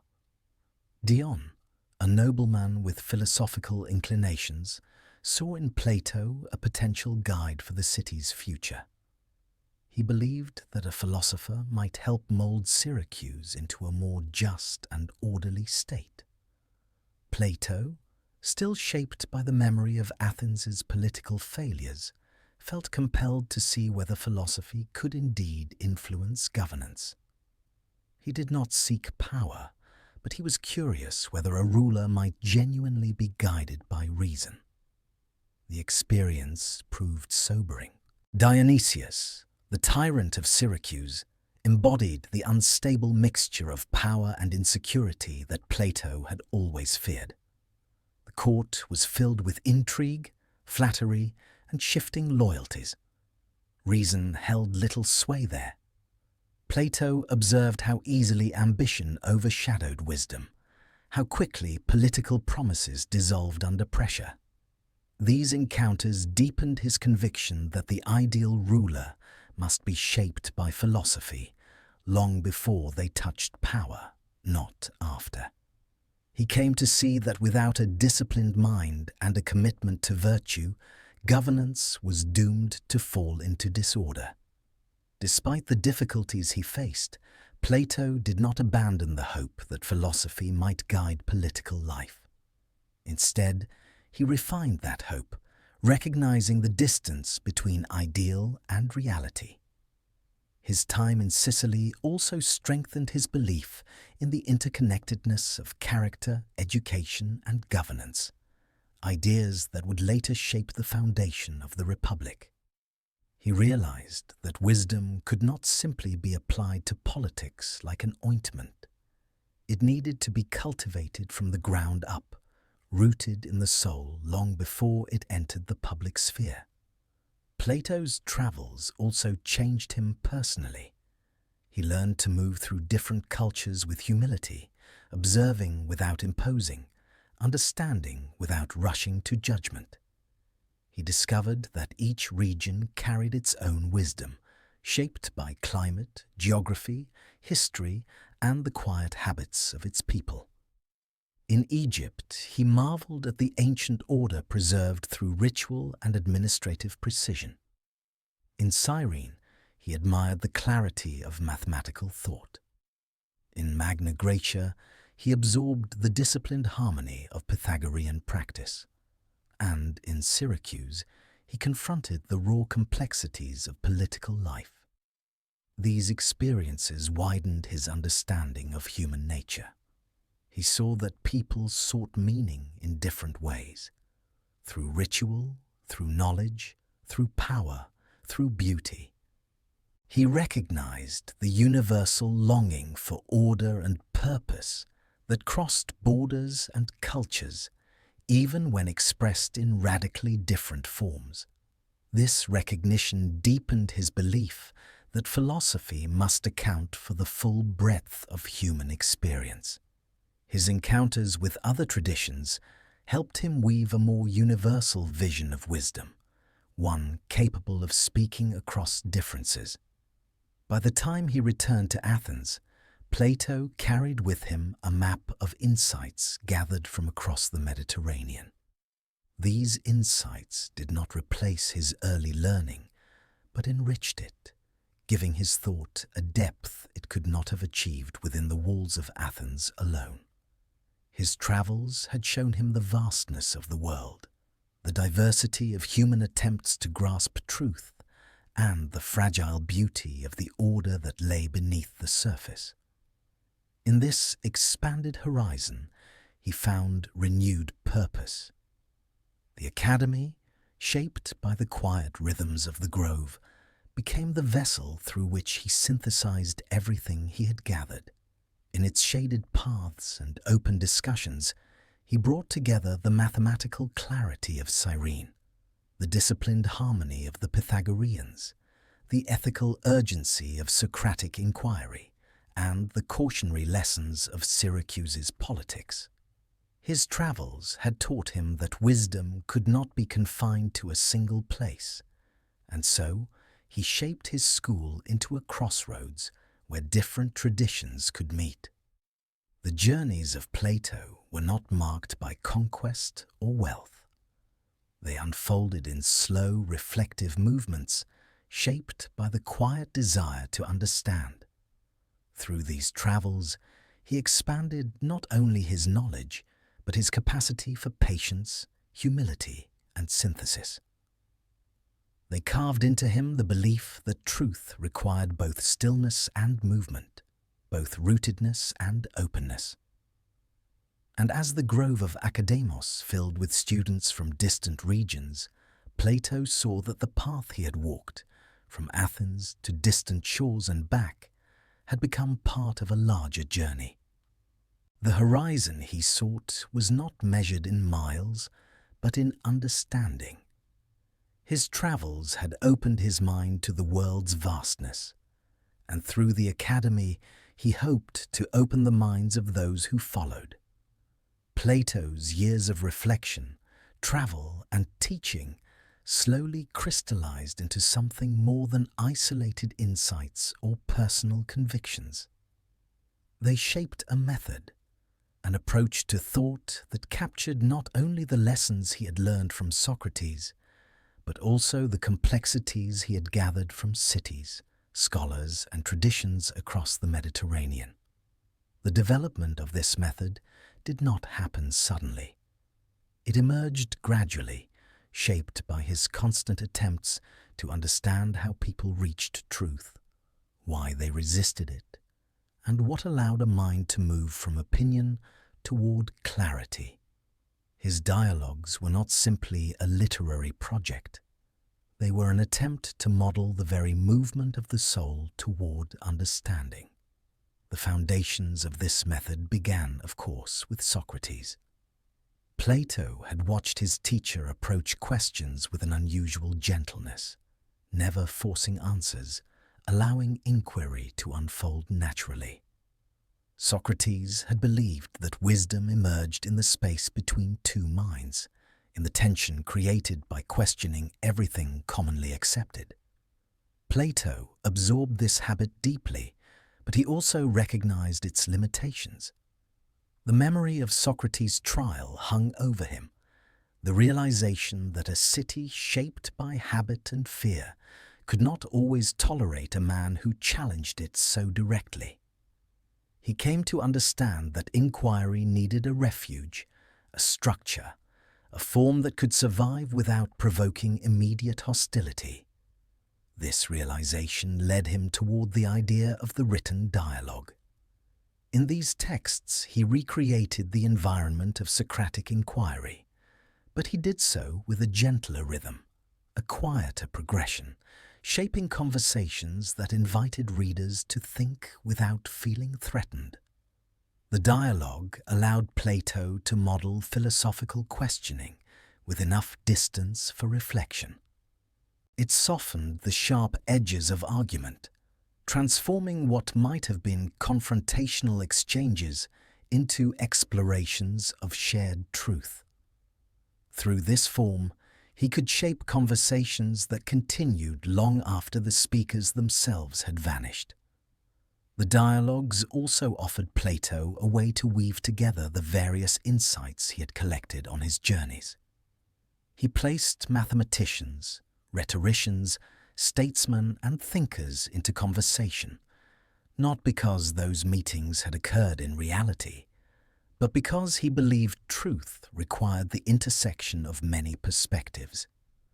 By setting these voices beside one another, he showed how the search for wisdom depended on the interplay of experience, logic, and ethical grounding. The structure of the dialogue mirrored the structure of the academy itself, open, exploratory, shaped by the exchange of ideas. Central to the Platonic method was the belief that knowledge emerged through the recognition of ignorance. Plato had seen, both in Athens and abroad, how easily people mistook confidence for understanding. He believed the first step toward wisdom required loosening the grip of certainty. His dialogues often began with seemingly simple questions that exposed contradictions in his character's assumptions. These early steps were not designed to humiliate, but to clear space, creating a beginning from which genuine inquiry could grow. Plato understood that intellectual humility was the soil in which knowledge took root. Another essential aspect of his method was the use of images and metaphors. Plato recognized that the human mind rarely moved from confusion to clarity through abstract argument alone. It needed something to grasp, an image, a story, a structure that could shape intuition. His metaphors were not decorative, they were tools for thinking. He used them to reveal patterns that rational analysis might overlook. The cave, the charioteer, the divided line, each metaphor acted as a bridge between the visible world and the deeper order he believed lay beneath it. The dialogues also reflected Plato's belief that truth was not static. Understanding unfolded in stages, each requiring the mind to shift its focus. He saw inquiry as a form of ascent, from shadows to objects, from objects to mathematical forms, and from those forms to the dazzling clarity of first principles. This movement was not quick or effortless. It required patience, discipline, and guidance. The Platonic method provided this structure, offering readers a path that mirrored the soul's gradual rise toward the contemplation of truth. Within the academy, Plato refined this method through teaching. He observed how students responded to questions where their reasoning faltered, what helped them move forward. These observations shaped the pacing of his dialogues. He learned that the mind resisted leaps but embraced gentle transitions. He saw the importance of returning repeatedly to certain ideas, each time from a different angle, allowing understanding to deepen gradually. His method mirrored the slow unfolding of the olive trees around the academy. Growth measured not in sudden bursts, but in steady, patient expansion. The method also emphasized the importance of relationships. Plato believed that inquiry was fundamentally interpersonal. A solitary thinker could reflect, but without the challenge of another's perspective, the mind risked collapsing into its own assumptions. Dialogues forced ideas into motion, exposing their weaknesses, strengths, and hidden implications. In the academy, students experienced this dynamic firsthand. They debated, corrected one another, and learned to see through the eyes of others. The dialogues captured this same movement, offering readers a chance to join the conversation even across centuries. One of the subtler but most important elements of Plato's method was the belief that not all knowledge could be expressed directly. Some truths, he felt, required the learner to reach them independently. The dialogues often ended before reaching firm conclusions, leaving the reader suspended between possibilities. This incompleteness was deliberate. By leaving space unfilled, Plato invited the mind to continue working, shaping understanding through its own effort. He believed that truths discovered through personal reflection carried more weight than those simply handed down. Another dimension of the Platonic method was its moral orientation. Plato never separated intellectual inquiry from ethical development. He believed the pursuit of truth required a certain alignment of the soul, a harmony between desire, emotion, and reason. Without this harmony, the mind became clouded, unable to distinguish appearance from reality. His dialogues often wove ethical questions into discussions of logic, mathematics, or politics, reinforcing the idea that understanding the world also required understanding oneself. Plato's method evolved over time. In his early dialogues, he held closely to the memory of Socrates, capturing the sharpness and immediacy of his teacher's questioning. Later dialogues grew more complex, weaving metaphysics, politics, psychology, and mathematics into intricate structures. The method matured as Plato matured, expanding to reflect the broader horizons he had gained through travel and teaching. By the time he reached the later stages of his life, his dialogues had become not just records of inquiry, but monuments to the possibility of wisdom. The creation of this method marked a turning point in the history of philosophy. It provided a framework through which generations of thinkers could approach the deepest questions of existence. It taught readers not only what to think, but how to question, examine, and refine their own beliefs. The method invited them into a conversation that transcended time, offering a path they could walk long after Plato's voice had fallen silent. In shaping this method, Plato preserved the spirit of Socratic inquiry, expanded it through his own experiences, and anchored it in the life of the academy. It became the bridge between the world he inherited and the world he hoped to shape. A world in which wisdom was pursued with patience, humility, and a deep sense of wonder.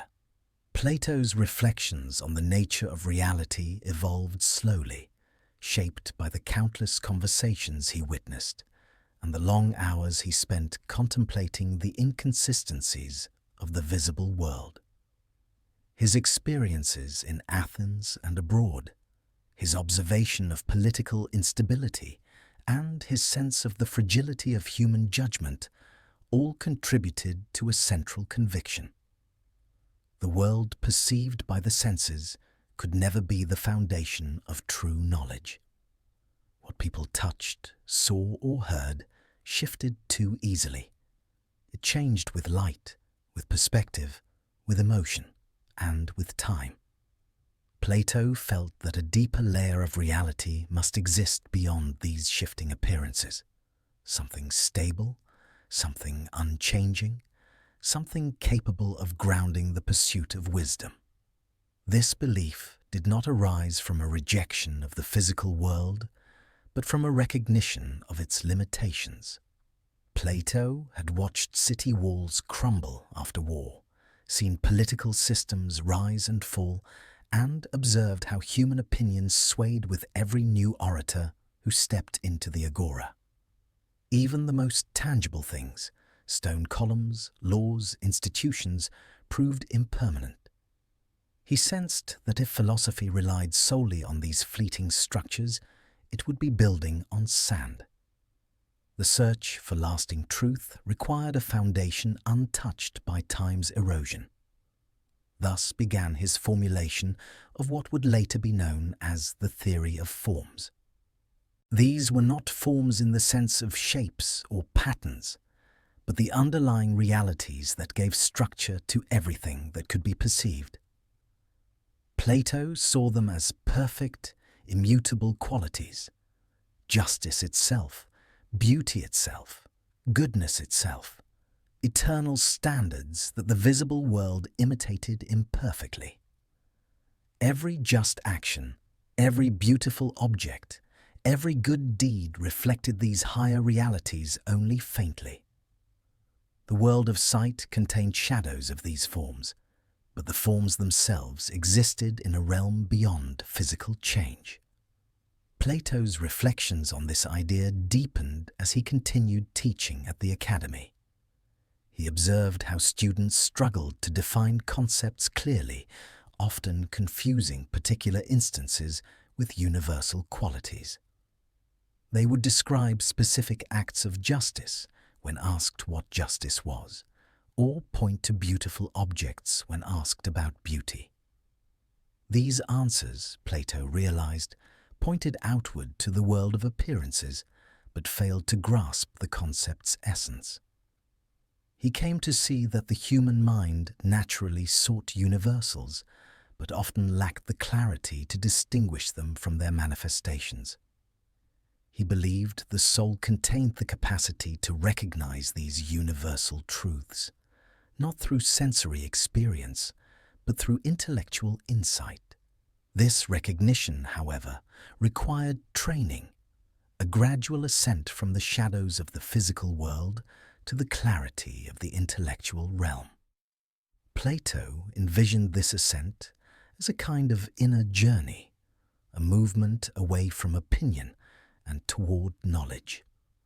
The forms represented the final destination of this journey, the point at which the mind could contemplate reality without distortion. Plato often reflected on the difference between knowledge and opinion.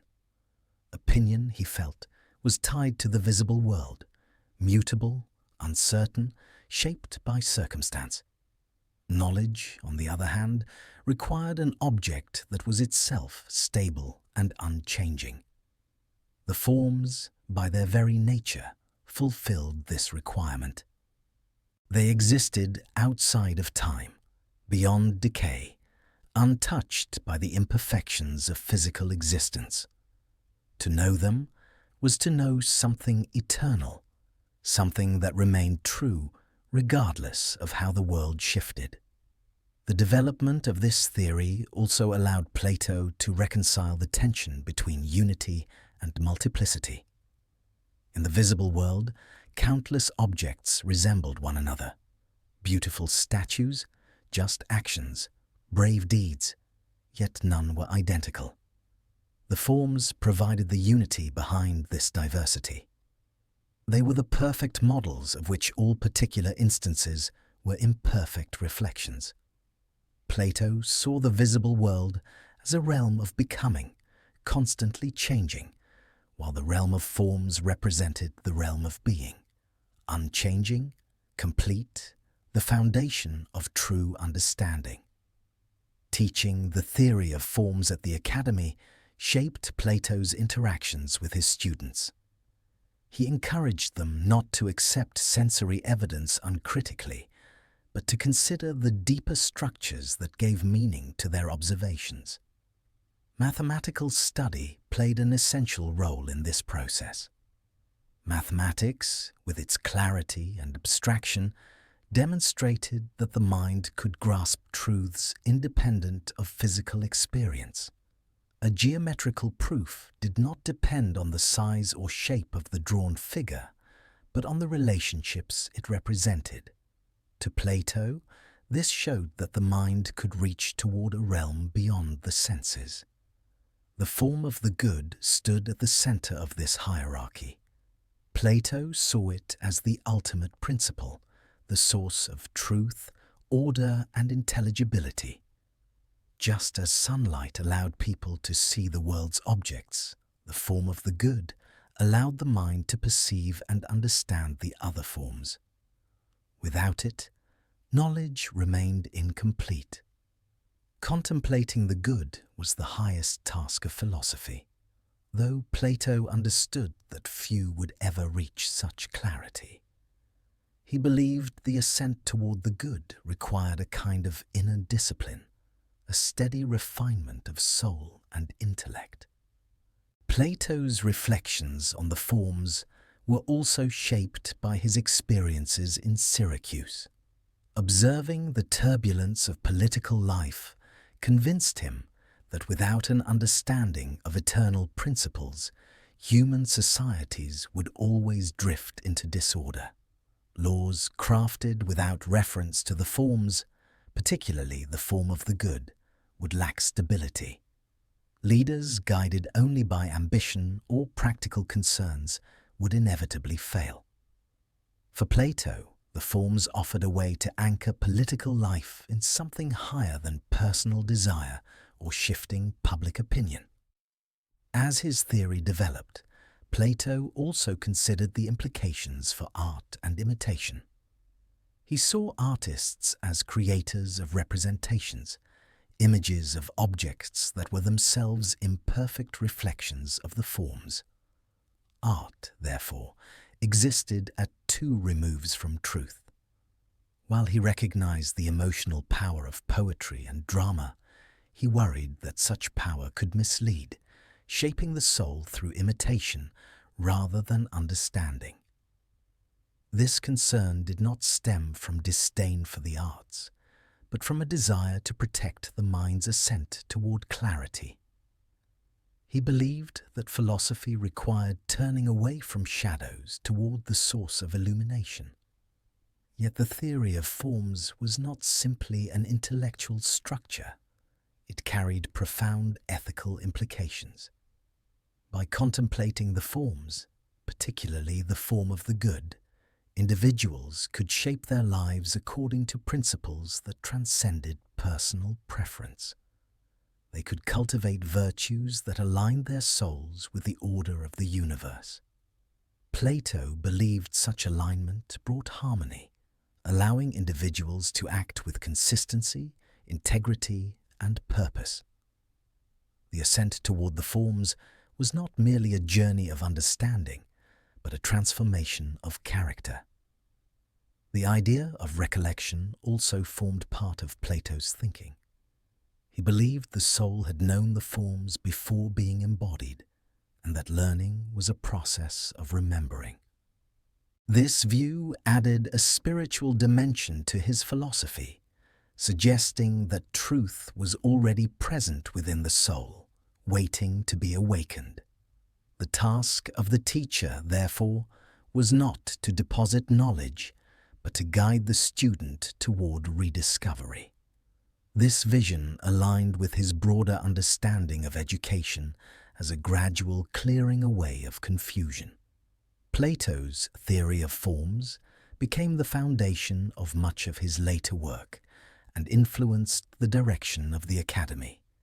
It provided a framework through which generations of students could approach questions of ethics, politics, mathematics, and metaphysics.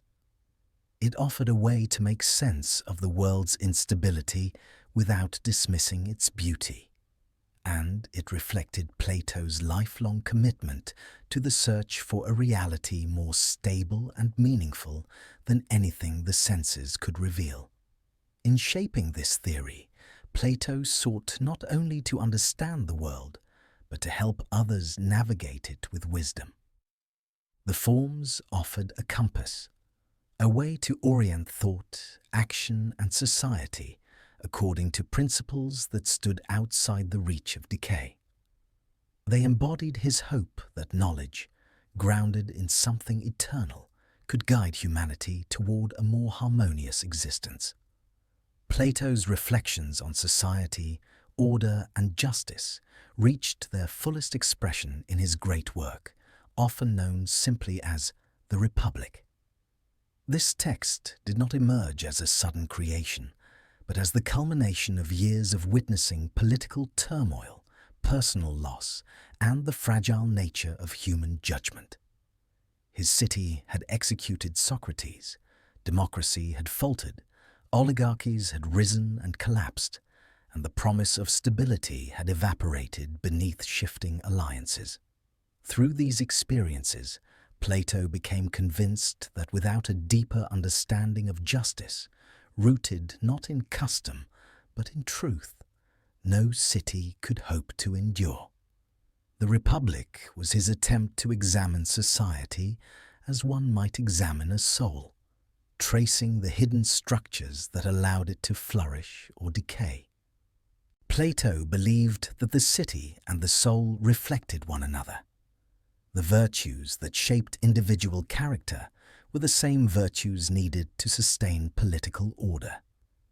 If a city descended into chaos, greed, or ambition, it was because individuals had lost their inner balance. And if individuals failed to cultivate virtue, the city they built would mirror that failure. Central to this exploration was the question of justice. Plato recognized that people used the word frequently, but rarely with clarity. Some saw justice as the advantage of the stronger, others as a mutual agreement to avoid harm, still others as repayment of debts or obedience to laws. These definitions left him dissatisfied. He believed justice had a structure deeper than convention, a form that existed independently of human opinion. The task of the Republic was to uncover that form by examining the city as a large-scale version of the individual's psyche. Plato divided the city into 3 groups that reflected the tripartite structure he saw within the soul. The producers, who sustained daily life through labor, represented the appetitive part, concerned with needs, desires, and material satisfaction. The guardians, who protected the city, embodied the spirited part, courage, honor, and the willingness to sacrifice. And the rulers, chosen for their wisdom and self-discipline, represented the rationale part, the part of the soul capable of guiding all others toward harmony. Justice, he argued, emerged when each part performed its proper role without attempting to dominate the others. Disorder arose when desire overpowered reason or when ambition overshadowed wisdom. This vision was not intended as a literal blueprint for governance, but as a philosophical model for understanding how societies function. Plato recognized that most cities failed because they allowed the wrong part of the soul to guide them. Democracies risked becoming controlled by appetite, chasing pleasure and novelty. Oligarchies risked surrendering to greed. Tyrannies elevated one person's desires above the needs of all. Only a city ruled by reason, embodied in philosopher kings, could hope to maintain lasting harmony. The concept of the philosopher king was not a romantic notion, but a logical extension of Plato's belief in the forms. If rulers were to govern justly, they needed knowledge of the good, the ultimate standard of truth. Without this understanding, their decisions would be shaped by personal desire or popular opinion. The philosopher king, by contrast, would rule not for wealth, honor, or power, but out of a commitment to truth. Such a ruler would understand the deeper order that governed both the cosmos and the human soul, guiding the city in accordance with universal principles. Plato did not imagine these rulers emerging easily. He outlined a long and demanding education, beginning with music and gymnastics, progressing through mathematics and dialectic, and culminating in contemplation of the good itself. This education was not meant to produce technocrats or specialists, but to shape individuals capable of seeing the world as an integrated whole. Only those who demonstrated both intellectual clarity and moral discipline would be allowed to rule.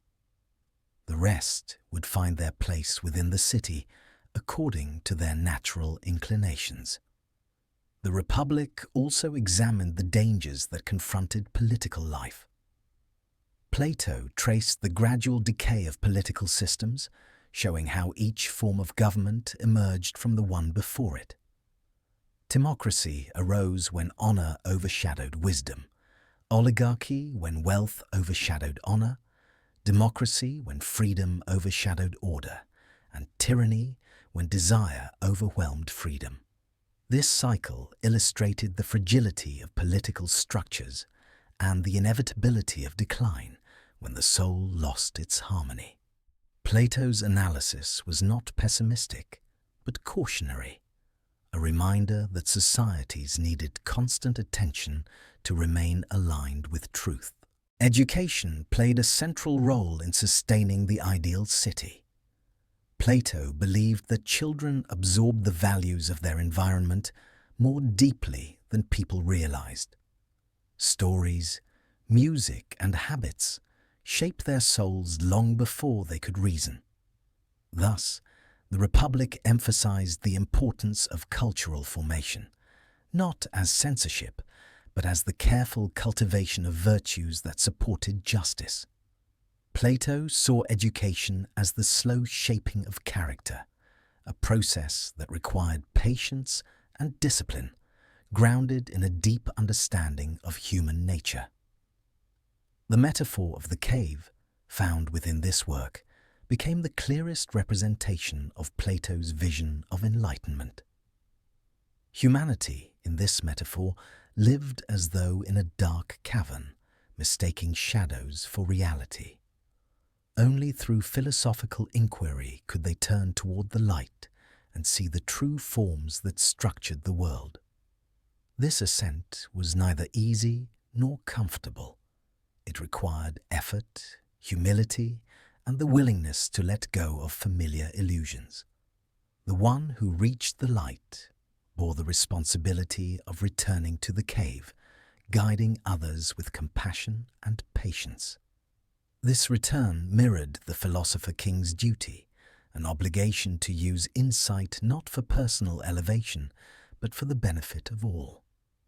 While the Republic presented a model of an ideal city, Plato understood that no actual city would fully embody this vision. The work was not a political manifesto, but a philosophical mirror held up to human nature. Through its structure, he invited readers to examine their own souls, to recognize the tensions within themselves, and to consider how those tensions shaped the world around them. He believed that understanding justice at the level of the city could help individuals achieve justice within their own lives. The Republic also carried a sense of quiet hope. Despite his experiences with political failure, Plato believed that the pursuit of truth could elevate society. He saw the potential for harmony within both the soul and the city, even if that harmony remained difficult to attain. His ideal city served as a guiding star, distant, perhaps unreachable, but capable of illuminating the path toward a more balanced existence. For Plato, the project was deeply personal.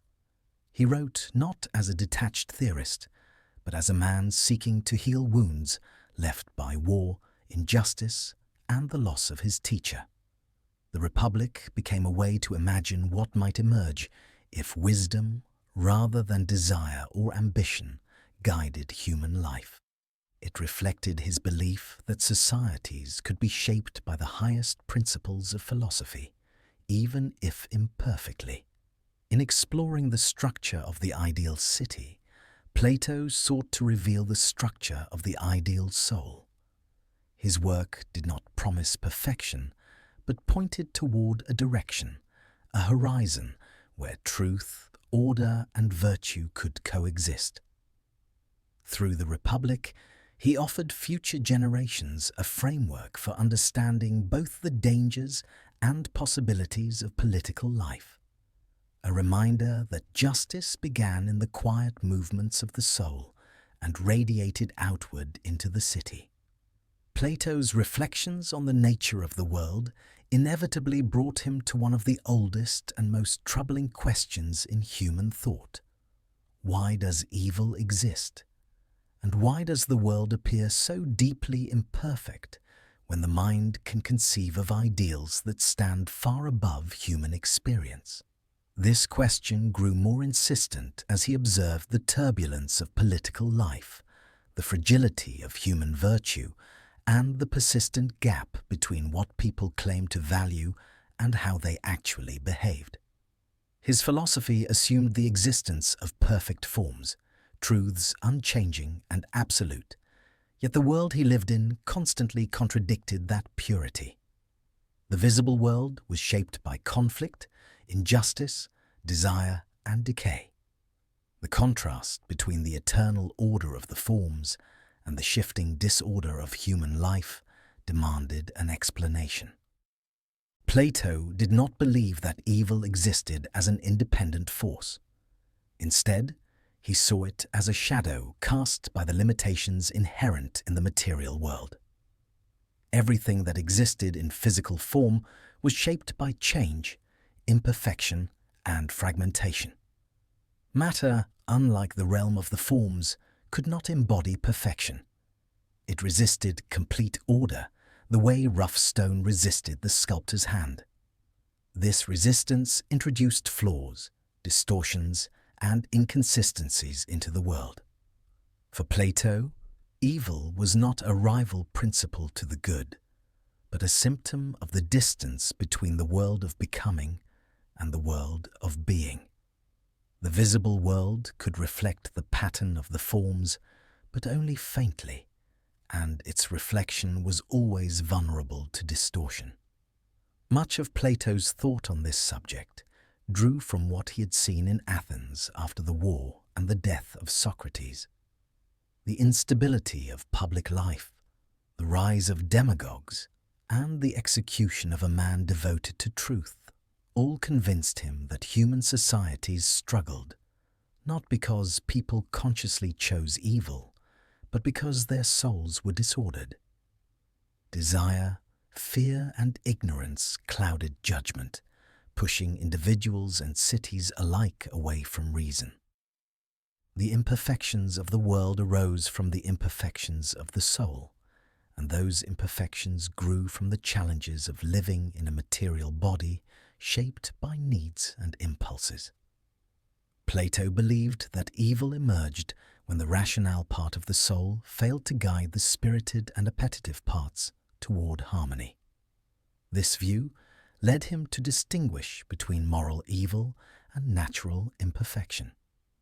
Natural imperfection was inherent in the physical world. Diseases, physical decay, accidents, and the instability of material things. These were not moral failings, but consequences of living within a world shaped by change. Moral evil, however, arose when individuals allowed their desires or ambitions to override reason. This, Plato believed, came from ignorance rather than malice. People did wrong, not because they sought evil, but because they mistook appearance for truth, pleasure for happiness, or power for fulfillment. Their souls lacked the clarity needed to align with the forms. Plato saw education as the primary remedy for this condition. By guiding the soul toward an understanding of the forms, particularly the form of the good, individuals could develop the harmony needed to act justly. But he also recognized that education alone could not eliminate imperfection. The world itself placed limits on what could be achieved. Bodies grew tired, emotions surged uncontrollably, circumstances shifted unexpectedly. Even the most disciplined soul was affected by the weight of human existence. Philosophy could offer direction, but it could not erase the fundamental conditions that shaped life. These reflections influenced his cosmology, particularly in the Timaeus, where he described the world as crafted by a divine artisan who sought to impose order on chaotic matter. This divine figure, whom later readers would call the demiurge, did not create the world out of nothing, but shaped pre-existing chaos into a structure modeled on the forms. Because matter resisted perfect order, the resulting world carried both beauty and imperfection. This vision allowed Plato to explain the presence of good and evil without attributing them to the whims of the gods. The gods represented order, harmony, and goodness. The imperfections of the world arose not from divine intention, but from the limitations of material existence. Plato's reflections on the soul deepened this view. He believed the soul was naturally drawn toward the good, but its embodiment within a material body introduced confusion and distraction. Desires tied to the body, hunger, lust, fear, ambition, pulled the soul away from clarity. The struggle for virtue was, in a sense, the struggle to overcome the distortions introduced by embodiment. Evil, therefore, was not something imposed from outside, but something that grew when the soul lost its alignment with its own rational nature. In this sense, Plato's philosophy offered both a diagnosis and a form of consolation. The diagnosis suggested that imperfection was unavoidable. The visible world would always fall short of the eternal patterns it reflected. Societies would drift toward disorder without constant attention. Individuals would struggle with desires and emotions. The consolation lay in the idea that truth itself remained untouched. The forms existed beyond decay. The good remained steady even when the world faltered. And the soul, though clouded by the body's limitations, retained the capacity to rise toward clarity. Plato also believed that the imperfections of the world served a purpose. The struggle to understand truth, the difficulty of maintaining virtue, and the challenges posed by material existence helped strengthen the soul. Without these challenges, there would be no opportunity for growth. The journey toward wisdom required wrestling with imperfection. Through contemplation, discipline, and ethical action, the soul could refine itself, becoming more attuned to the eternal order. In this way, evil and imperfection became part of a larger process that guided the soul toward its highest potential. His reflections on political life reinforced this belief. Plato had seen how easily societies succumbed to the desires of the many or the ambitions of the few. But he also saw how the pursuit of justice could emerge from these failures. Excellence, he believed, was rare precisely because it required resisting the forces that pulled people toward disorder. A just city was an aspiration rather than an inevitability. Its value came from the effort to build it, not from its likelihood of enduring forever. Plato's theory of evil also shaped his thoughts on art and imitation. He believed that art could either elevate the soul or deepen its confusion. When art reflected noble qualities, it guided the soul toward harmony. When it reflected base desires, it reinforced the disorder already present. Art, like politics, carried a responsibility. It could either illuminate the path toward the good or obscure it. This belief stemmed not from a desire to control, but from a recognition that the mind was vulnerable to images and stories. In a world filled with imperfection, the soul needed guidance. Ultimately, Plato saw the problem of evil not as a question to be solved definitively, but as a condition to be understood and navigated. The world would always contain shadows. The task of philosophy was to teach people how to orient themselves toward the light. The forms remained the ultimate standard, shining above the imperfections of the world. The soul, though burdened by material existence, could rise toward them through reflection and discipline. And society, though fragile, could be guided toward justice by rulers who understood this deeper structure.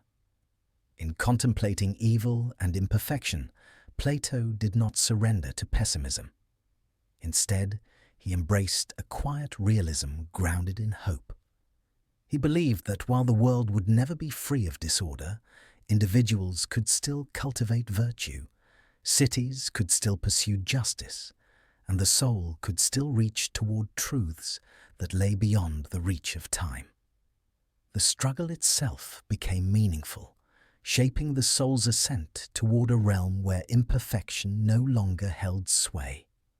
Plato's contemplations eventually reached beyond the boundaries of the city, the human soul, and the realm of ethical and political life. His mind, shaped by years of philosophical inquiry, turned increasingly toward the structure of the universe itself. He had long believed that the visible world carried traces of a deeper order, faint reflections of the eternal forms that existed beyond space and time. Yet the mechanisms through which the universe took shape, the processes by which order emerged from chaos, demanded an explanation that neither poetry nor simple myth could adequately provide. His reflections on these matters culminated in one of his most enigmatic and ambitious works, Timaeus, a text that sought to present a philosophical account of the cosmos. In shaping this cosmology, Plato did not intend to replace scientific inquiry with speculation, nor to offer a literal narrative of creation. Instead, he sought a model, a way to think about the universe that aligned with his belief in order, harmony, and intelligibility. The world, as he saw it, was too intricately structured to be the result of accident or blind motion.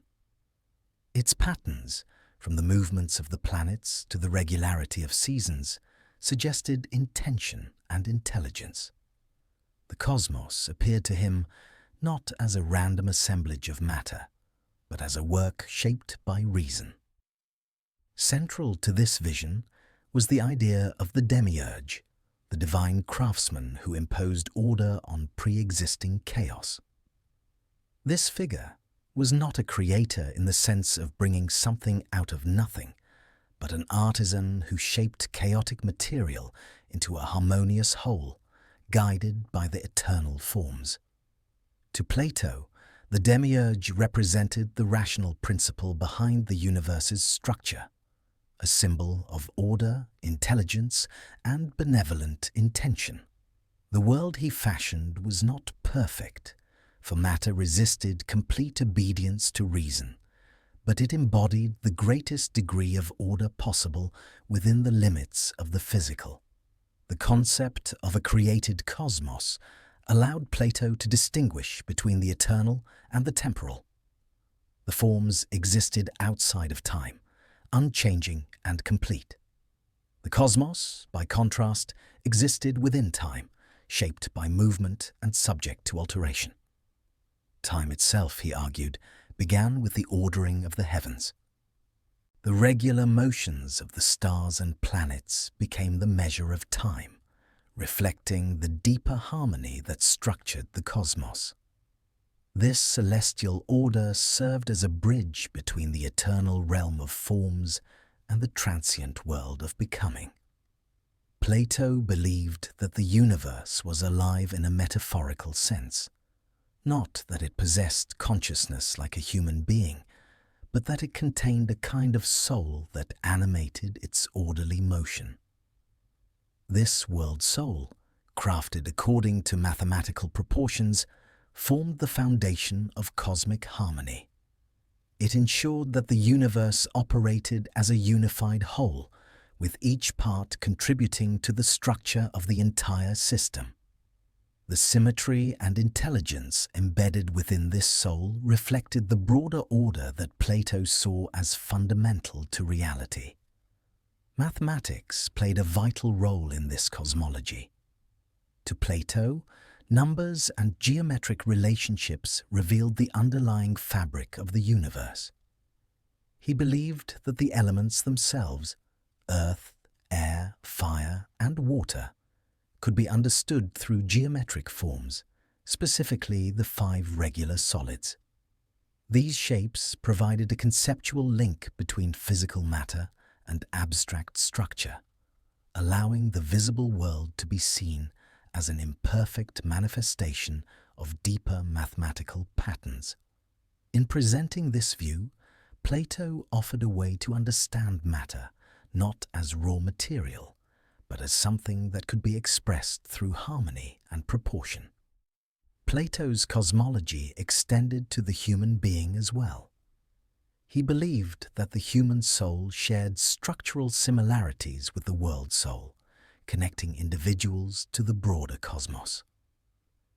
The rationale part of the soul reflected the universe's order, while the spirited and appetitive parts tied humans to the physical world's struggles and desires. This parallel reinforced his belief that virtue involved aligning the soul with the deeper order of the cosmos. The disciplined mind, through contemplation and self-mastery, could bring itself into harmony with the universe's rational structure. In Timaeus, Plato also explored the origins of physical bodies, sensation, and perception. He considered how the soul interacted with the body, how emotions arose from physical conditions, and why the body was prone to illness and decay. Much of this exploration aimed to show that physical imperfection was not a failure of divine intention, but a natural consequence of the resistance of matter to perfect order. Plato believed that the body, with its needs and vulnerabilities, provided both obstacles and opportunities. It introduced confusion, yet it also offered the soul a chance to cultivate discipline and philosophy. One of the most significant aspects of Plato's cosmology was his insistence on the universe's intelligibility. Even though matter introduced imperfection, the cosmos remained fundamentally ordered. This order was not entirely transparent to the senses, but it could be approached through mathematics, observation, and philosophical reflection. Plato's cosmology encouraged the belief that the universe was not arbitrary, but structured, that understanding could emerge from patient inquiry, and that the human mind, despite its limitations, could align itself with the deeper principles governing existence. This vision of the cosmos influenced the atmosphere of the academy. Students studied astronomy not merely to track celestial movements, but to contemplate the harmony underlying those movements. They engaged in geometry not simply to solve problems, but to train the mind to perceive relationships invisible to the senses. The study of nature became a pathway to understanding the broader order that Plato saw reflected in the forms. Through the disciplines of mathematics and natural philosophy, students learned to see the world not as a collection of isolated phenomena, but as an interconnected whole. Plato's reflections on the cosmos also offered a kind of comfort. By framing the universe as the product of rational intention, he provided a counterbalance to the disorder he witnessed in human life. The cosmos remained stable even when cities fell, even when individuals faltered. It served as a reminder that beneath the turbulence of daily existence lay a deeper structure immune to corruption. This perspective did not diminish the challenges of human life, but placed them within a broader, more meaningful context. At the same time, Plato recognized the limits of human knowledge. He acknowledged that any account of the cosmos offered within the constraints of physical existence would be, at best, a likely story, a model that gestured toward truth without fully capturing it. This humility reflected his broader philosophical stance. The visible world allowed only partial glimpses of the truth, and the mind, shaped by the body's imperfections, could never fully grasp the forms while living. Yet the pursuit of understanding remained valuable. The journey toward insight strengthened the soul, even if the final destination lay beyond human reach. Through Timaeus, Plato offered a vision of the universe that blended metaphysics, mathematics, and spirituality. It provided a framework for understanding the relationship between order and imperfection, between eternity and time, between the soul and the world it inhabited. It reflected his belief that philosophy could illuminate not only political life and ethical behavior, but the very structure of reality. In contemplating the cosmos, Plato moved beyond the concerns of any one city or lifetime. He sought to understand the universe as a coherent, intelligent whole, a vast, living order within which human beings played a small but meaningful part. His cosmology, though shaped by the limitations of ancient knowledge, carried a profound sense of wonder. It invited readers to look upward, to contemplate the movement of the heavens, and to sense the harmony that lay beneath the world's imperfections. As the decades of teaching, writing, and contemplation passed, Plato entered the final stage of his life with a quiet gravity that seemed to settle over him like the slow deepening of evening light. He no longer moved through the academy with the same restless energy that had once driven him to refine ideas, question assumptions, and challenge young minds to ascend toward the good. His pace grew slower, his gestures more deliberate, and his voice gentler. Yet the depth of his thought had not dimmed. Instead, it had taken on a new quality, shaped by age, loss, and a lifetime spent navigating the boundaries between the visible world and the one he believed lay beyond it. The academy continued its rhythms, but Plato now observed those rhythms with a sense of distance. He watched younger philosophers debate with the intensity he once possessed, and felt a quiet satisfaction in knowing that the flame he had helped kindle no longer needed him to burn. The grove of Academos echoed with the sound of footsteps, questions, and laughter. Yet Plato often walked its paths alone, finding comfort in the rustle of olive leaves and the warm scent of dust rising from the earth. These solitary walks became moments of reflection, where he measured the long arc of his life against the greater order he believed shaped the cosmos. His body reminded him daily of time's passage. His joints stiffened, his eyesight softened, and the clarity of his physical senses faded. But these changes did not disturb him.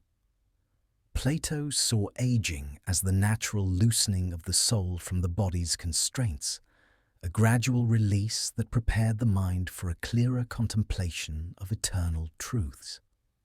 The imperfections of the body, which he had long considered sources of confusion, became reminders that the soul's true destination lay elsewhere.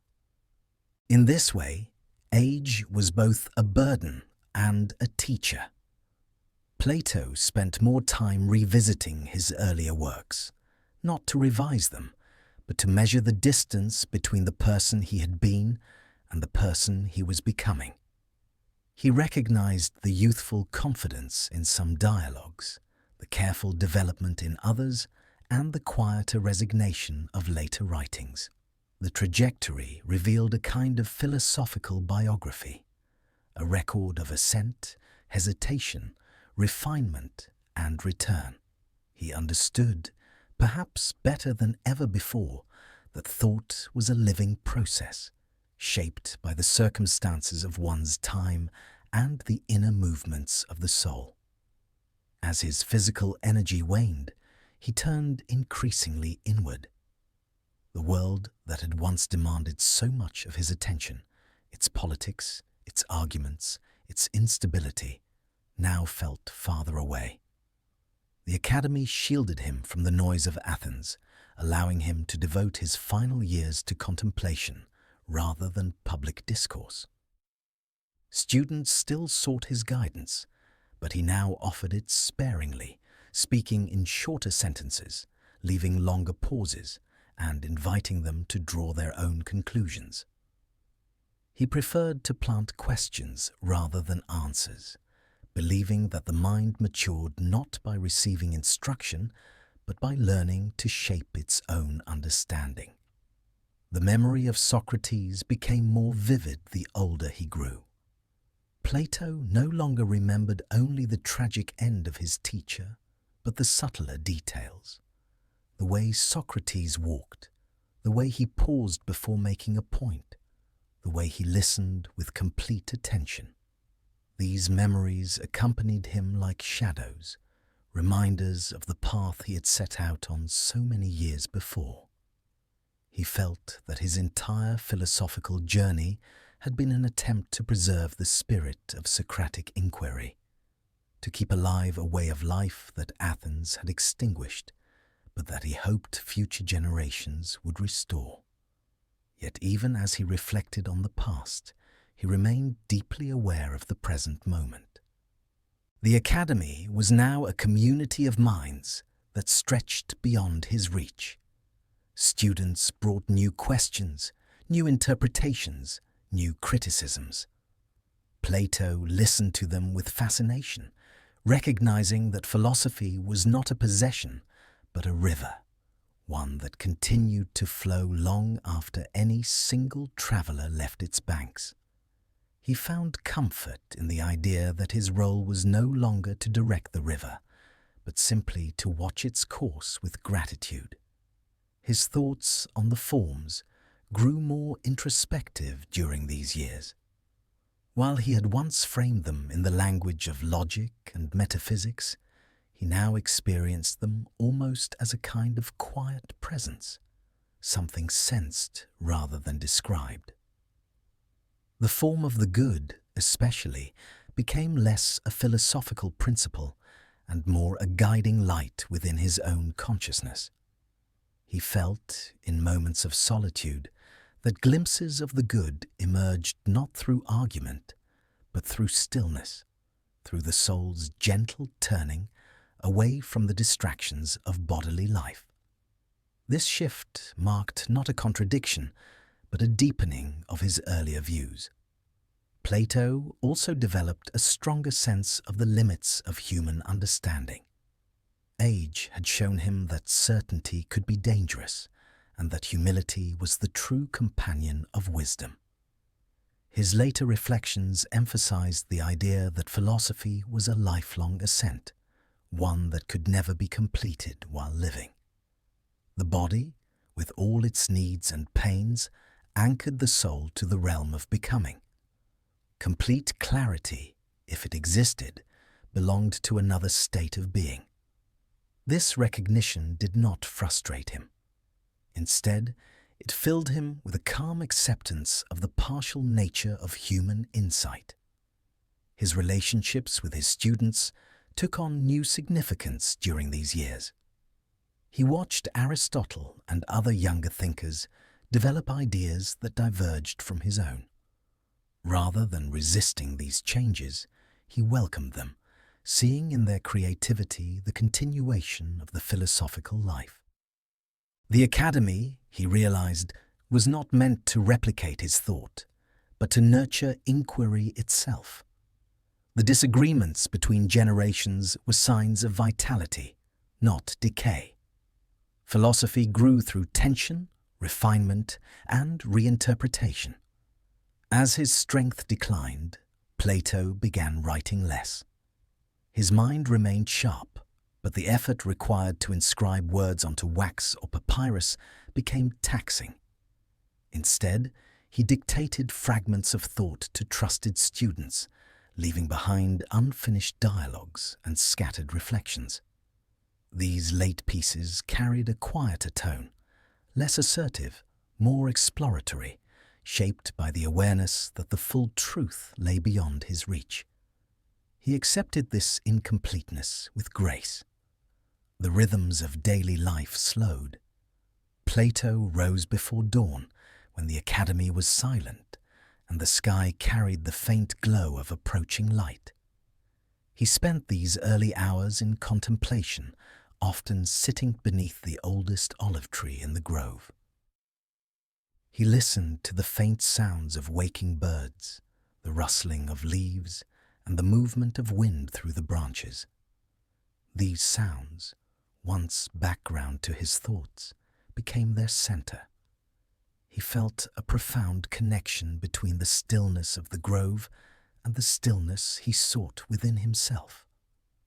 As the sun climbed, he sometimes wandered through the halls of the academy, touching the stone walls worn smooth by generations of students.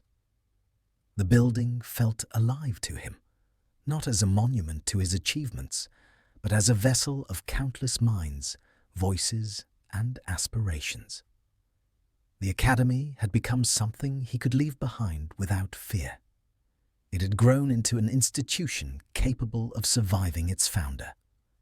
In these late years, Plato experienced a sense of reconciliation.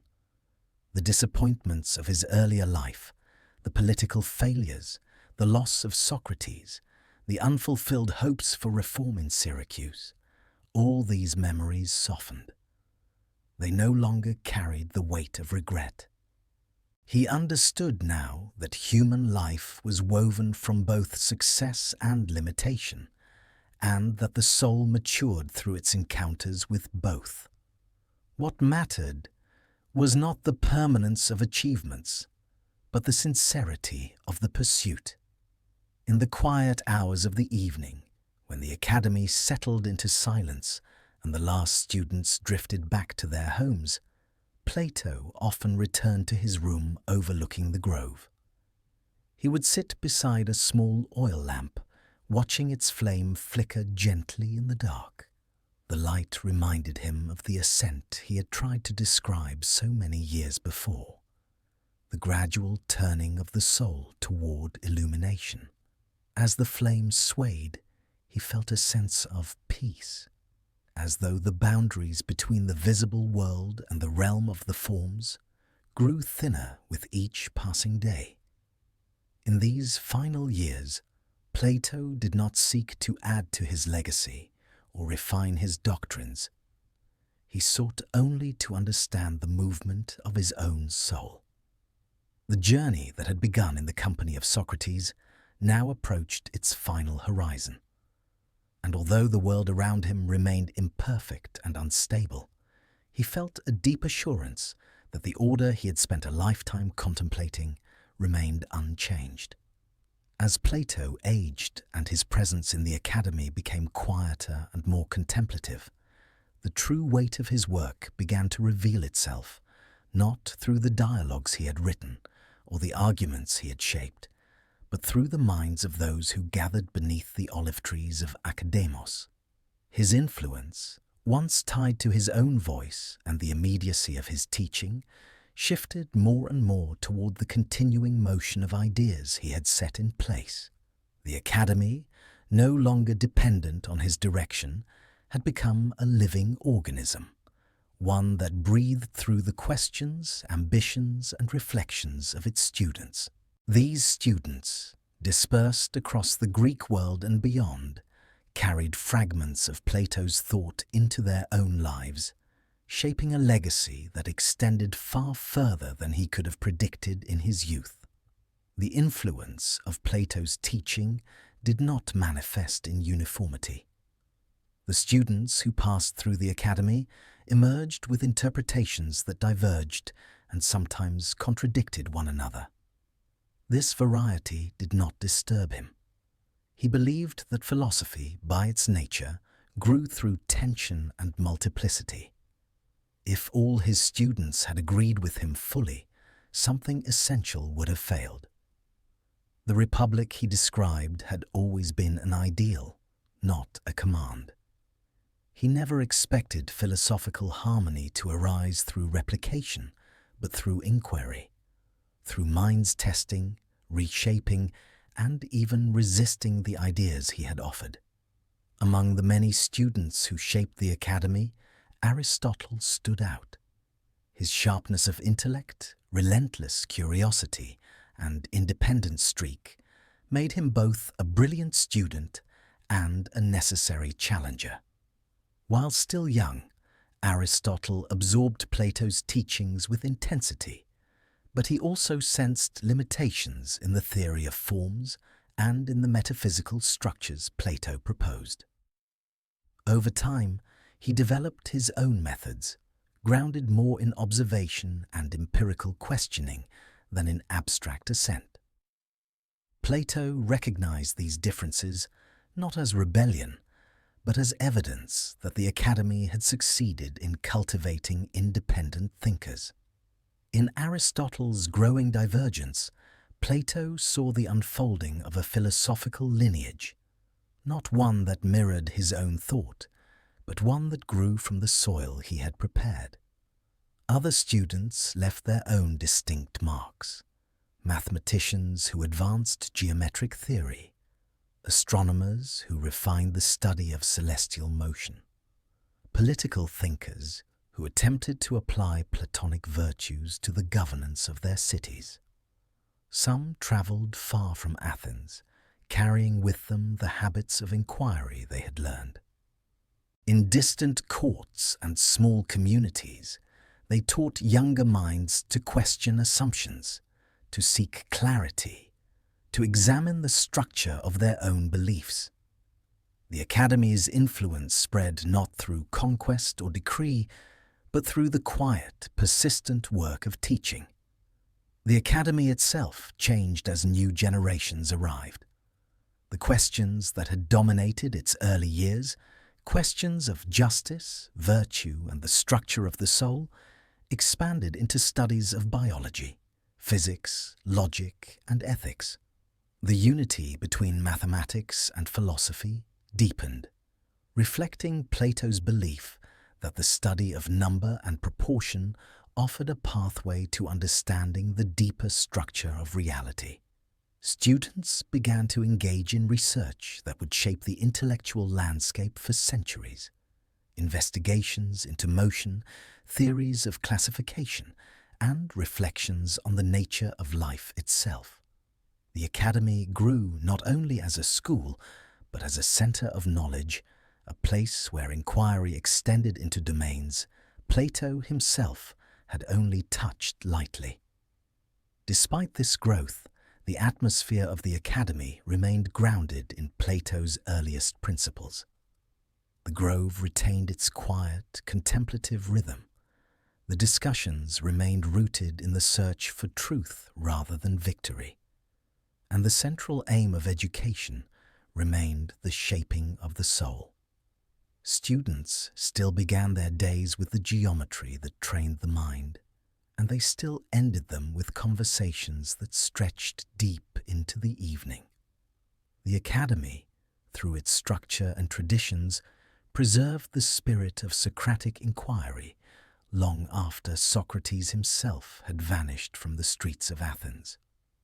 Plato's legacy also manifested in subtler ways, ways that extended beyond the classrooms and the written texts. His idea that the soul must be cultivated through discipline influenced not only philosophy, but the broader culture. His emphasis on harmony shaped the way people imagined virtue, governance, and even beauty. His belief that truth required a kind of assent encouraged generations to seek clarity beyond the immediate and the visible. In cities across Greece, teachers referenced his metaphors, rulers considered his political models, and thinkers grappled with the tension between the world of forms and the world of appearances. Even those who opposed Plato's ideas contributed to his legacy. Critics of the forms, skeptics of the philosopher king, and rivals of the Academy sharpened their own arguments against him, pushing philosophical discourse forward. The presence of disagreement became a testament to the depth of his influence. In shaping a method of inquiry that demanded examination of all things, Plato had invited critique as much as agreement. The Academy flourished because it allowed space for this diversity, not as a threat, but as a sign of vitality. As Plato observed his students move into their own lives, he felt no need to control their intellectual direction. He had long believed that philosophy was not a doctrine, but a way of living, a commitment to reflection, dialogue, and the slow cultivation of the soul. Whether his students adopted his metaphysics or challenged it, they carried forward the spirit he had sought to protect.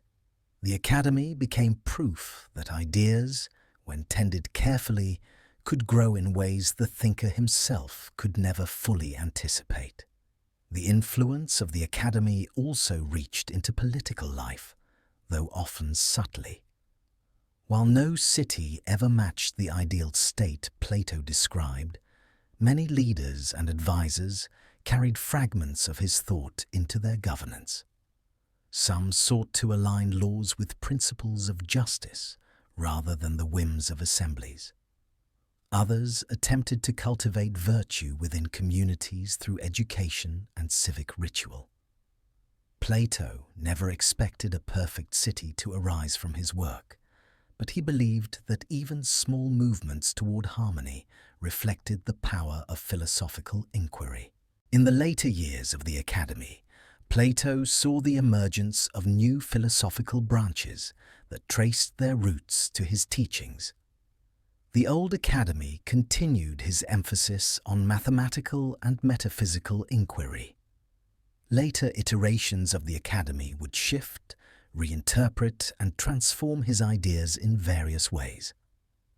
Each transformation reflected a new understanding of the world, shaped by historical events and emerging knowledge. Yet, through these changes, Plato's presence remained, sometimes clear, sometimes faint, but always foundational.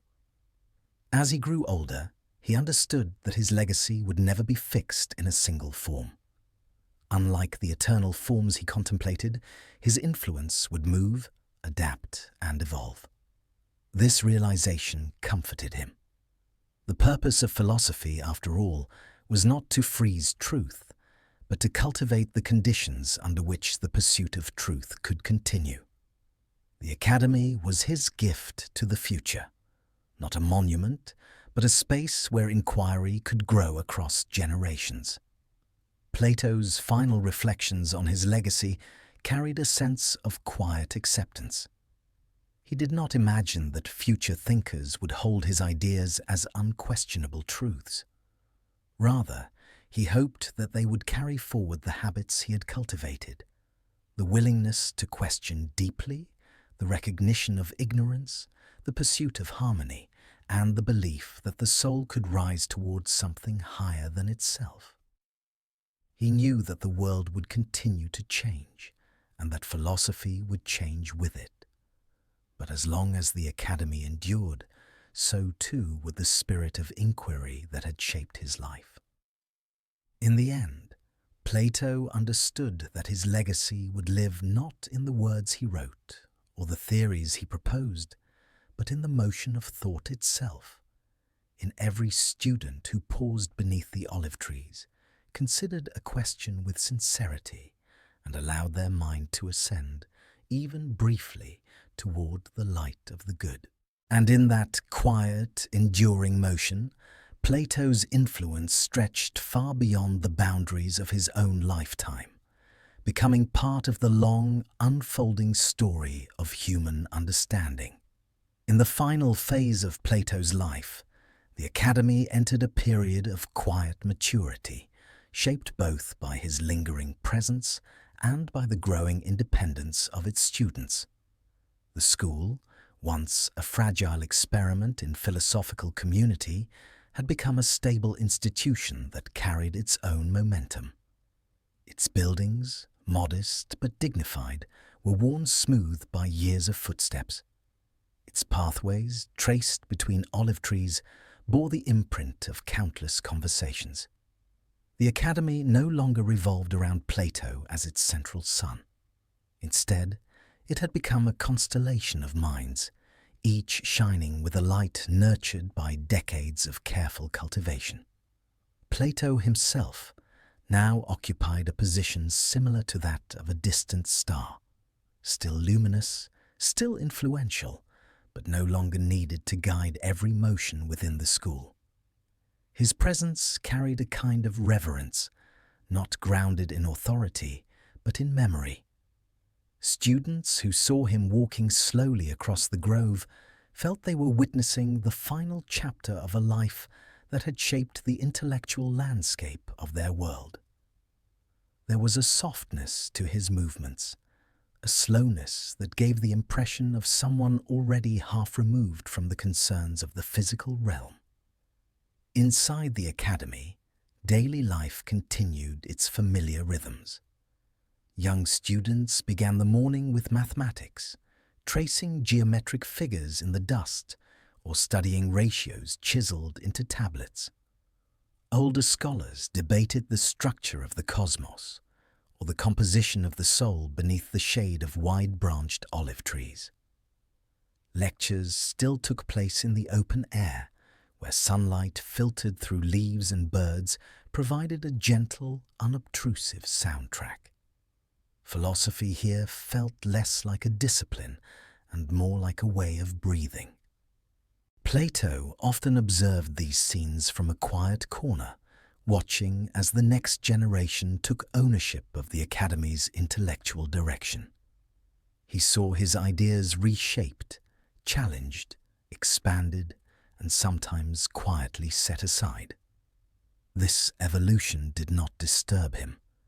He believed that living philosophy demanded movement, not preservation. Stagnation threatened understanding far more than disagreement. When he saw students argue passionately about subjects he had once written about, he felt not possessiveness, but gratitude. Their arguments proved that philosophy remained alive. One of Plato's final concerns was maintaining the Academy's independence. He understood the political pressures that could distort a school of thought. Athens continued to experience tensions, conflicts, and shifts in power. Rhetoricians and politicians competed to shape public opinion, and intellectual institutions were vulnerable to influence. Plato used what authority he still held to ensure that the Academy would not be absorbed into political agendas. He wanted the grove to remain a sanctuary where the mind could rise above the noise of public life. He also turned his attention to the Academy's internal structure. Over the years, different philosophical tendencies had begun to emerge within its walls.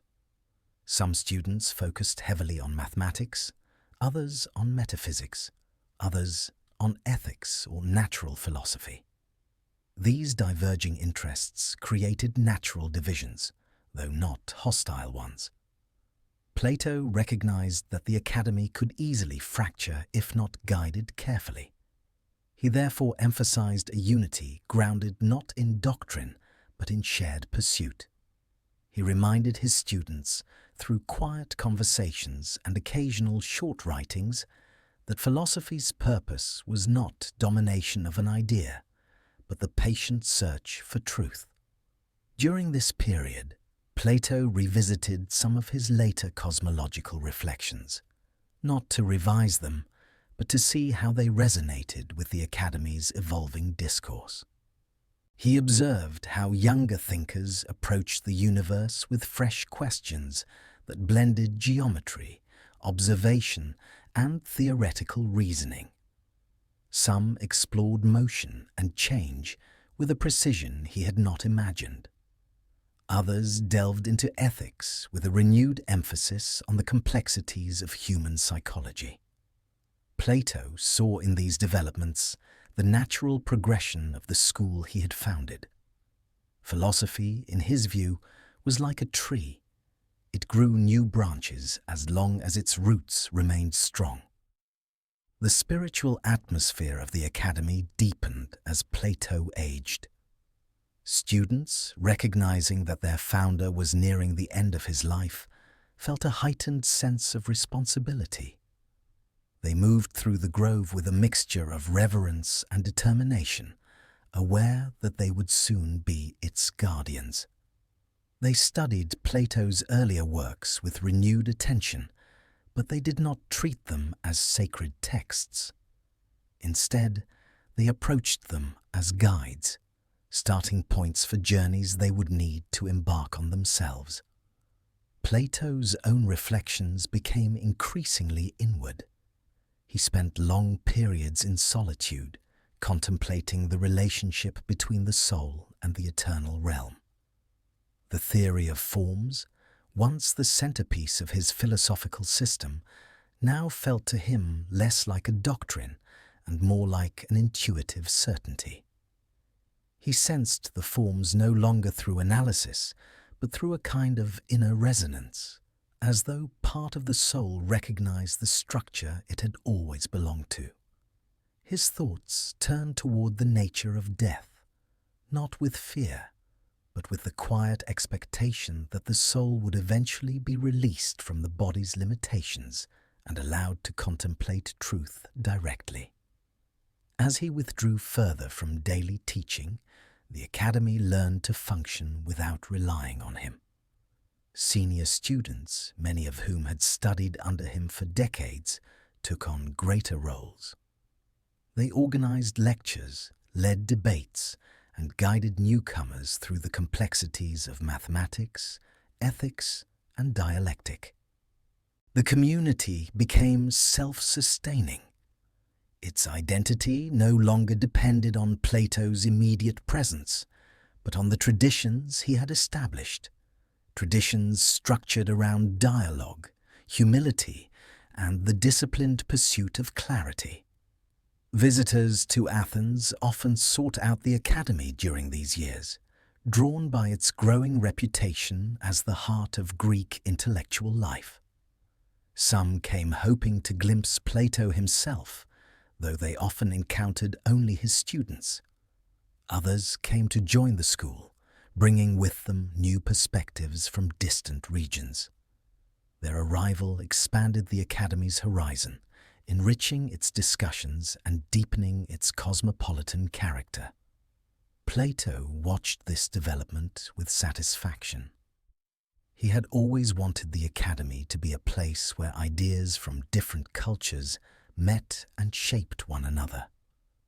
By this time, the Academy had become woven into the cultural fabric of Athens. While the city remained turbulent, the school stood as a calm enclave where inquiry could continue uninterrupted. Its influence spread quietly through letters, stories, and the movement of its students across the Greek world. The Academy had become Plato's greatest creation, not a physical structure, but a sustained way of thinking. In these final years, Plato found peace in knowing that the Academy would endure beyond him. The sight of students gathered under the trees, engaged in earnest debate, filled him with a sense of completion.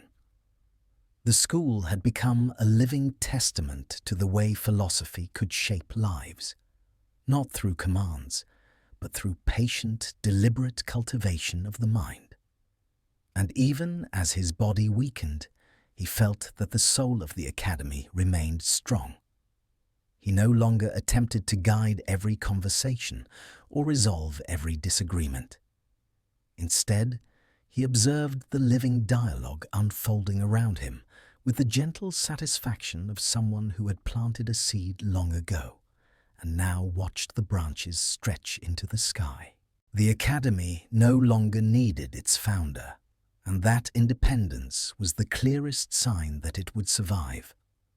In these quiet last years, Plato understood that his legacy would not be preserved in stone or papyrus, but in the movement of minds shaped by the habits of inquiry he had nurtured.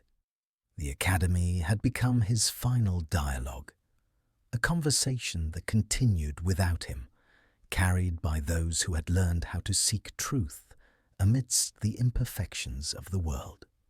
In the last stretch of Plato's life, thought and memory seemed to merge into a single, continuous movement. The external world softened around him, becoming less defined, as though the contours that once held so much significance were fading gently into the background. His days assumed a slower rhythm, one shaped not by teaching or writing, but by contemplation that had deepened into something quieter than philosophy and more spacious than ordinary thought. He spent long hours in the grove adjoining the Academy, walking slowly beneath the olive trees, feeling the uneven earth beneath his sandals. The light, shifting through leaves that had witnessed decades of conversations, rested softly on his shoulders. This was where he felt closest to the essence of all he had pursued.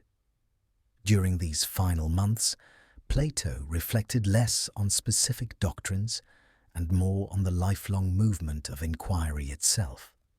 He saw his philosophical journey as a set of arcs, some complete, some unresolved, some still stretching beyond the horizon of his life.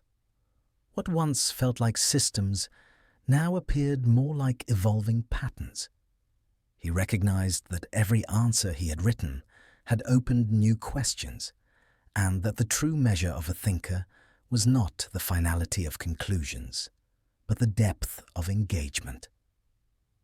He no longer felt the urgency to refine or defend ideas. Instead, he felt a quiet gratitude for the life spent searching. The recollection of Socrates came to him often, not as an image or a voice, but as a moral and intellectual presence. Socrates had been the origin, the spark that set his mind in motion, and in these late reflections, Plato felt the subtle return of that early influence. He remembered the calm certainty with which Socrates had approached the end of his own life, the courage and clarity of someone who believed that philosophy was a preparation for release. Plato had once recorded Socrates' final hours in careful detail. Now he found himself living the emotional echo of those scenes. He understood more fully what his teacher had meant about the release of the soul from the body, not as doctrine, but as lived experience. His own body had become a quiet reminder of mortality. Movements that once felt effortless now required care. His breath was slower, his limbs reluctant. Yet he was not distressed by these changes. Rather, they seemed like natural signals, guiding him gently toward the border he knew he would cross. He sensed that the soul, long accustomed to pursuing the eternal by thought, was beginning to loosen its ties to the temporal. The old metaphors he once used to explain this relationship now took on new meaning. The body as a vessel, an instrument, a temporary instrument of inquiry. Each day he felt this vessel growing lighter. Plato also reflected on the generations that would come after him. He did not imagine posterity in terms of fame or reputation. These were concerns he had always regarded as secondary. What mattered was the survival of the philosophical impulse, the inclination to ask questions that reached beyond immediate concerns, to examine assumptions, to seek clarity. He believed that if even a handful of individuals continued this pursuit, the legacy of his life would remain intact. He felt that the academy, with its mixture of youth and experience, carried enough momentum to outlast his own presence. The thought brought him a gentle comfort. He sometimes sat at the edge of the academy's grounds, where the grove met a quiet stretch of open field. From there, he could see Athens in the distance, familiar rooftops, temples, and the slow drift of people along the streets. The city no longer stirred the same emotions it once had. In his youth, Athens had been a place of excitement, challenge, contradiction, and change. Now it felt like a distant memory unfolding in front of him. He did not feel detached from it. Rather, he felt as though he were watching it from a vantage point outside of time, with affection stripped of nostalgia. In these moments of observation, Plato felt a deep sense of reconciliation. The disappointments of public life, the trial of Socrates, the political failures of Syracuse, the instability of Athens, no longer weighed heavily on him. They appeared interconnected elements of the larger human drama, necessary imperfections in the world of becoming. His later philosophy had taught him that no realm grounded in change could ever fully embody the ideals of reason. Accepting this truth had taken many years, but now it arrived to him with the quiet inevitability of a tide returning to shore. He contemplated the nature of the soul with increasing frequency, not as an abstract question, but as something intimately tied to his own unfolding experience. He sensed within himself a kind of readiness, a loosening of threads, an inward turning toward the immaterial. He felt that whatever awaited him beyond the veil of physical life would not be alien but familiar, aligned with the structure his mind had pursued through all its years of inquiry. He imagined the soul rising toward the realm of forms, not in literal ascent, but in recognition, like a traveler returning to a long-forgotten homeland. Many evenings he remained in the academy long after the students had dispersed. The quiet of the grove became denser in the twilight, the distance filled with the subtle sounds of insects and leaves shifting in the breeze. He would sit on a worn stone bench, feeling the coolness settle into the air. The sky gradually darkened, stars emerging one by one. Plato saw in their appearance a reflection of something he had always believed, that the visible world, for all its imperfections, offered glimpses into deeper realities. The mathematical order governing the heavens had once been a subject of study. Now it felt like a quiet promise. Plato's thoughts also turned to his unfinished works. There were ideas he had never fully resolved, questions he had not yet shaped into dialogue. Once these gaps might have troubled him, but now he saw them as inevitable markers of a mind that had spent its life reaching toward the infinite. No life could complete such a task. He felt no anxiety about the uncompleted portions of his intellectual legacy. The pursuit itself, with all its imperfections and uncertainties, had been his true work. In the final months, Plato's presence became more symbolic within the academy. Students saw him less frequently, though when they did, they perceived an air of tranquility around him. He no longer intervened in debates or offered extended reflections. His contributions became brief gestures, an approving nod, a thoughtful silence, an occasional phrase that carried the weight of decades. His students understood that he had entered the final phase of his contemplation, a stage where the boundaries between thought and inner stillness had all but dissolved. Plato sensed his life approaching its natural end without fear. There was a calm recognition, a gentle awareness that the work of his soul had reached a point of completion. He had guided minds, cultivated inquiry, preserved the memory of his teacher, and given structure to ways of thinking that would echo for centuries beyond his lifetime. He felt that he had fulfilled the obligations placed upon him by his own nature. In this state of peaceful clarity, Plato began to withdraw further from the rhythm of daily life. He spent long hours resting, though his mind remained lucid.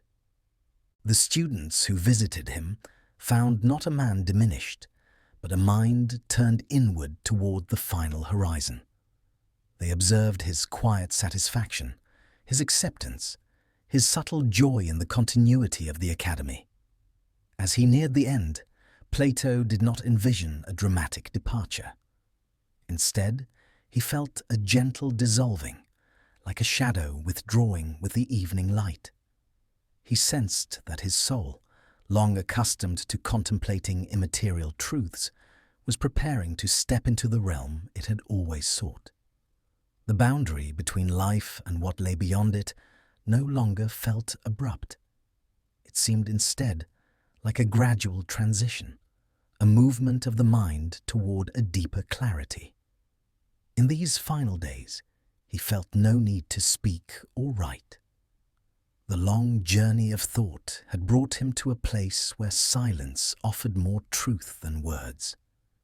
His legacy, he knew, would persist through the minds he had influenced, through conversations yet to occur, through inquiries yet to be formed.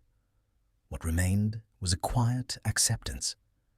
And in that silence, Plato's final reflections settled gently, like dust drifting through a still room at sunset.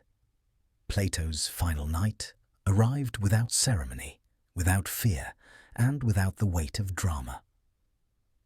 It unfolded with the same quiet rhythm that had shaped the last years of his life, a gentle dimming of the world around him, a soft withdrawal from the concerns of the body, and a deep turning inward toward the realm he had contemplated for more than 8 decades.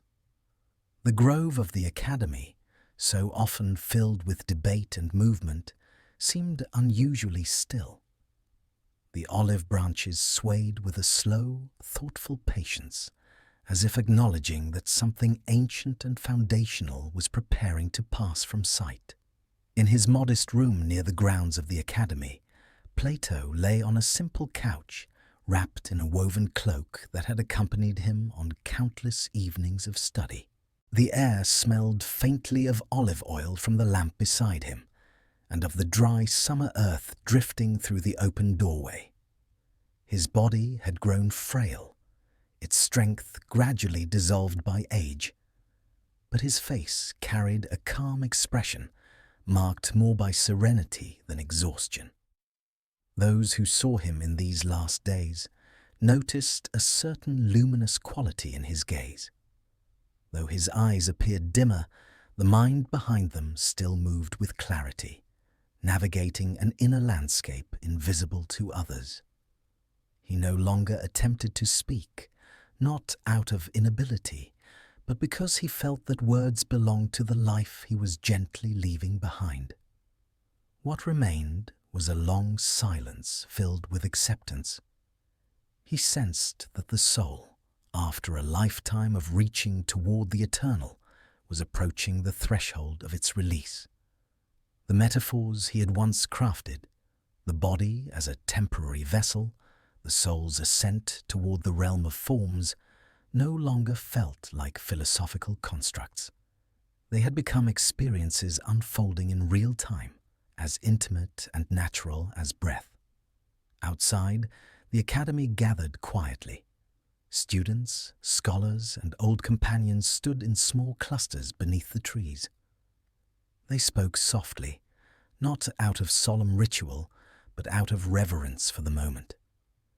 The academy had become their intellectual home, the place where they had learned to question, to reason, to grasp at the outlines of truth. And now they sensed that its founder, the man whose life had shaped its very foundation, was nearing the end of his earthly journey. None felt panic. Instead, they felt a solemn gratitude, an awareness that they were witnessing the close of a life that had illuminated theirs. Plato's closest students came to his doorway from time to time, not to disturb him, but simply to be near him. They observed his stillness, the gentle rise and fall of his chest, the peaceful manner in which his hands rested upon the blanket. They sensed that he was no longer fully present in the world they inhabited. His mind, always inclined toward contemplation of the eternal, now seemed entirely absorbed by it. His final days were marked not by pain or regret, but by a soft, lucid withdrawal. As the sun set on his last evening, the sky shifted through shades of gold, and then into deepening blue. The first stars appeared, faint at first, and then clearer, as if emerging from behind a translucent veil. Plato had spent a lifetime contemplating the harmony of the heavens, the geometric precision of celestial movements, and the relationship between the visible and the eternal. Now, as his final hours approached, the cosmos seemed to lean closer, offering the same promise of order and beauty that had inspired him in youth.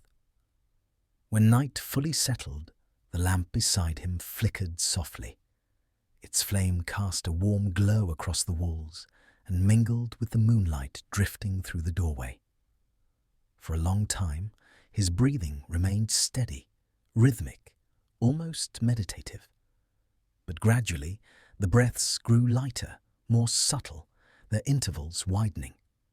Those nearby sensed the change, not as something frightening, but as something long foretold. And then, with a final, gentle exhalation, the man who had given the world dialogues, ideas, questions, and a school that would outlive empires, simply passed into silence. There was no cry, no sudden disturbance, no dramatic gesture. His death resembled the way he had lived, thoughtful, measured, quietly aligned with the nature of things. It was as though the soul, recognizing that its work in the physical world was complete, slipped through an unseen opening toward the realm it had pursued through all its years of contemplation. When the students entered his room at dawn, the lamp had burned out. The blanket lay undisturbed.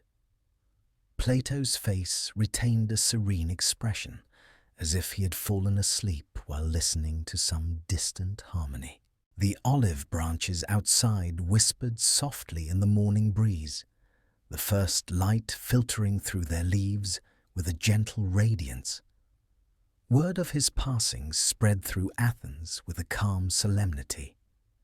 Citizens who had never met him still felt the presence of his ideas that had circulated for decades through lectures, discussions, and writings. Scholars visited the academy to pay respects. Some left offerings: a sprig of olive, a small scroll, a piece of pottery etched with mathematical diagrams. They placed these modest tributes not out of ceremony, but out of acknowledgement that their own intellectual paths had been shaped, directly or indirectly, by his influence. Within the academy, his students gathered in the grove. They spoke not of grief, but of continuity. They reflected on the dialogues he had written, the questions he had posed, and the habits of inquiry he had cultivated. They recognized that while the physical presence of the founder had vanished, the essence of his teaching remained intact.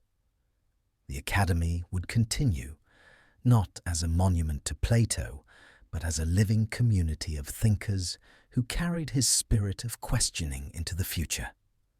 In the weeks that followed, life gradually resumed its rhythm.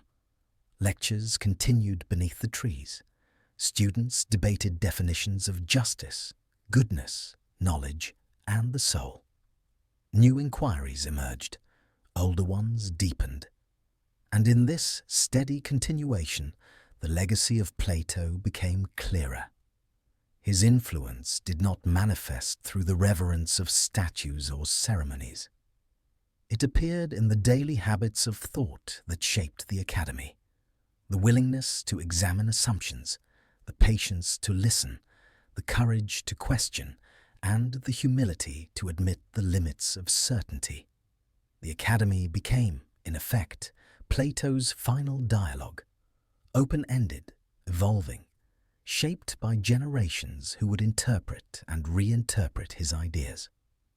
His students understood that the most faithful way to honor him was not to preserve his writings untouched, but to engage with them, challenge them, and allow them to generate new pathways of understanding.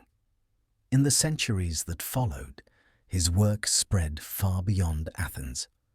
Scholars in distant lands read his dialogues, debated his metaphysics, and drew inspiration from the intellectual discipline he had cultivated.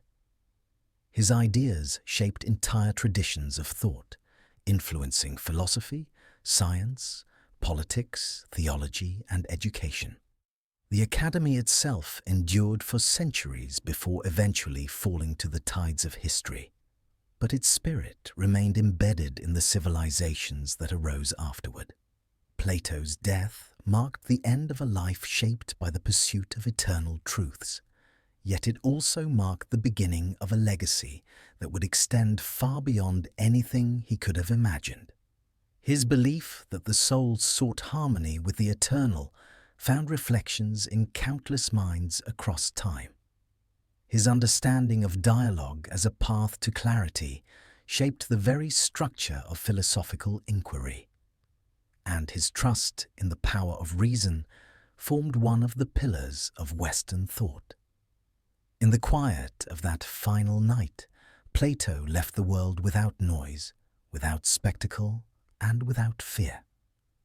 But in the centuries that followed, his influence resonated like a steady, enduring light, guiding, questioning, illuminating.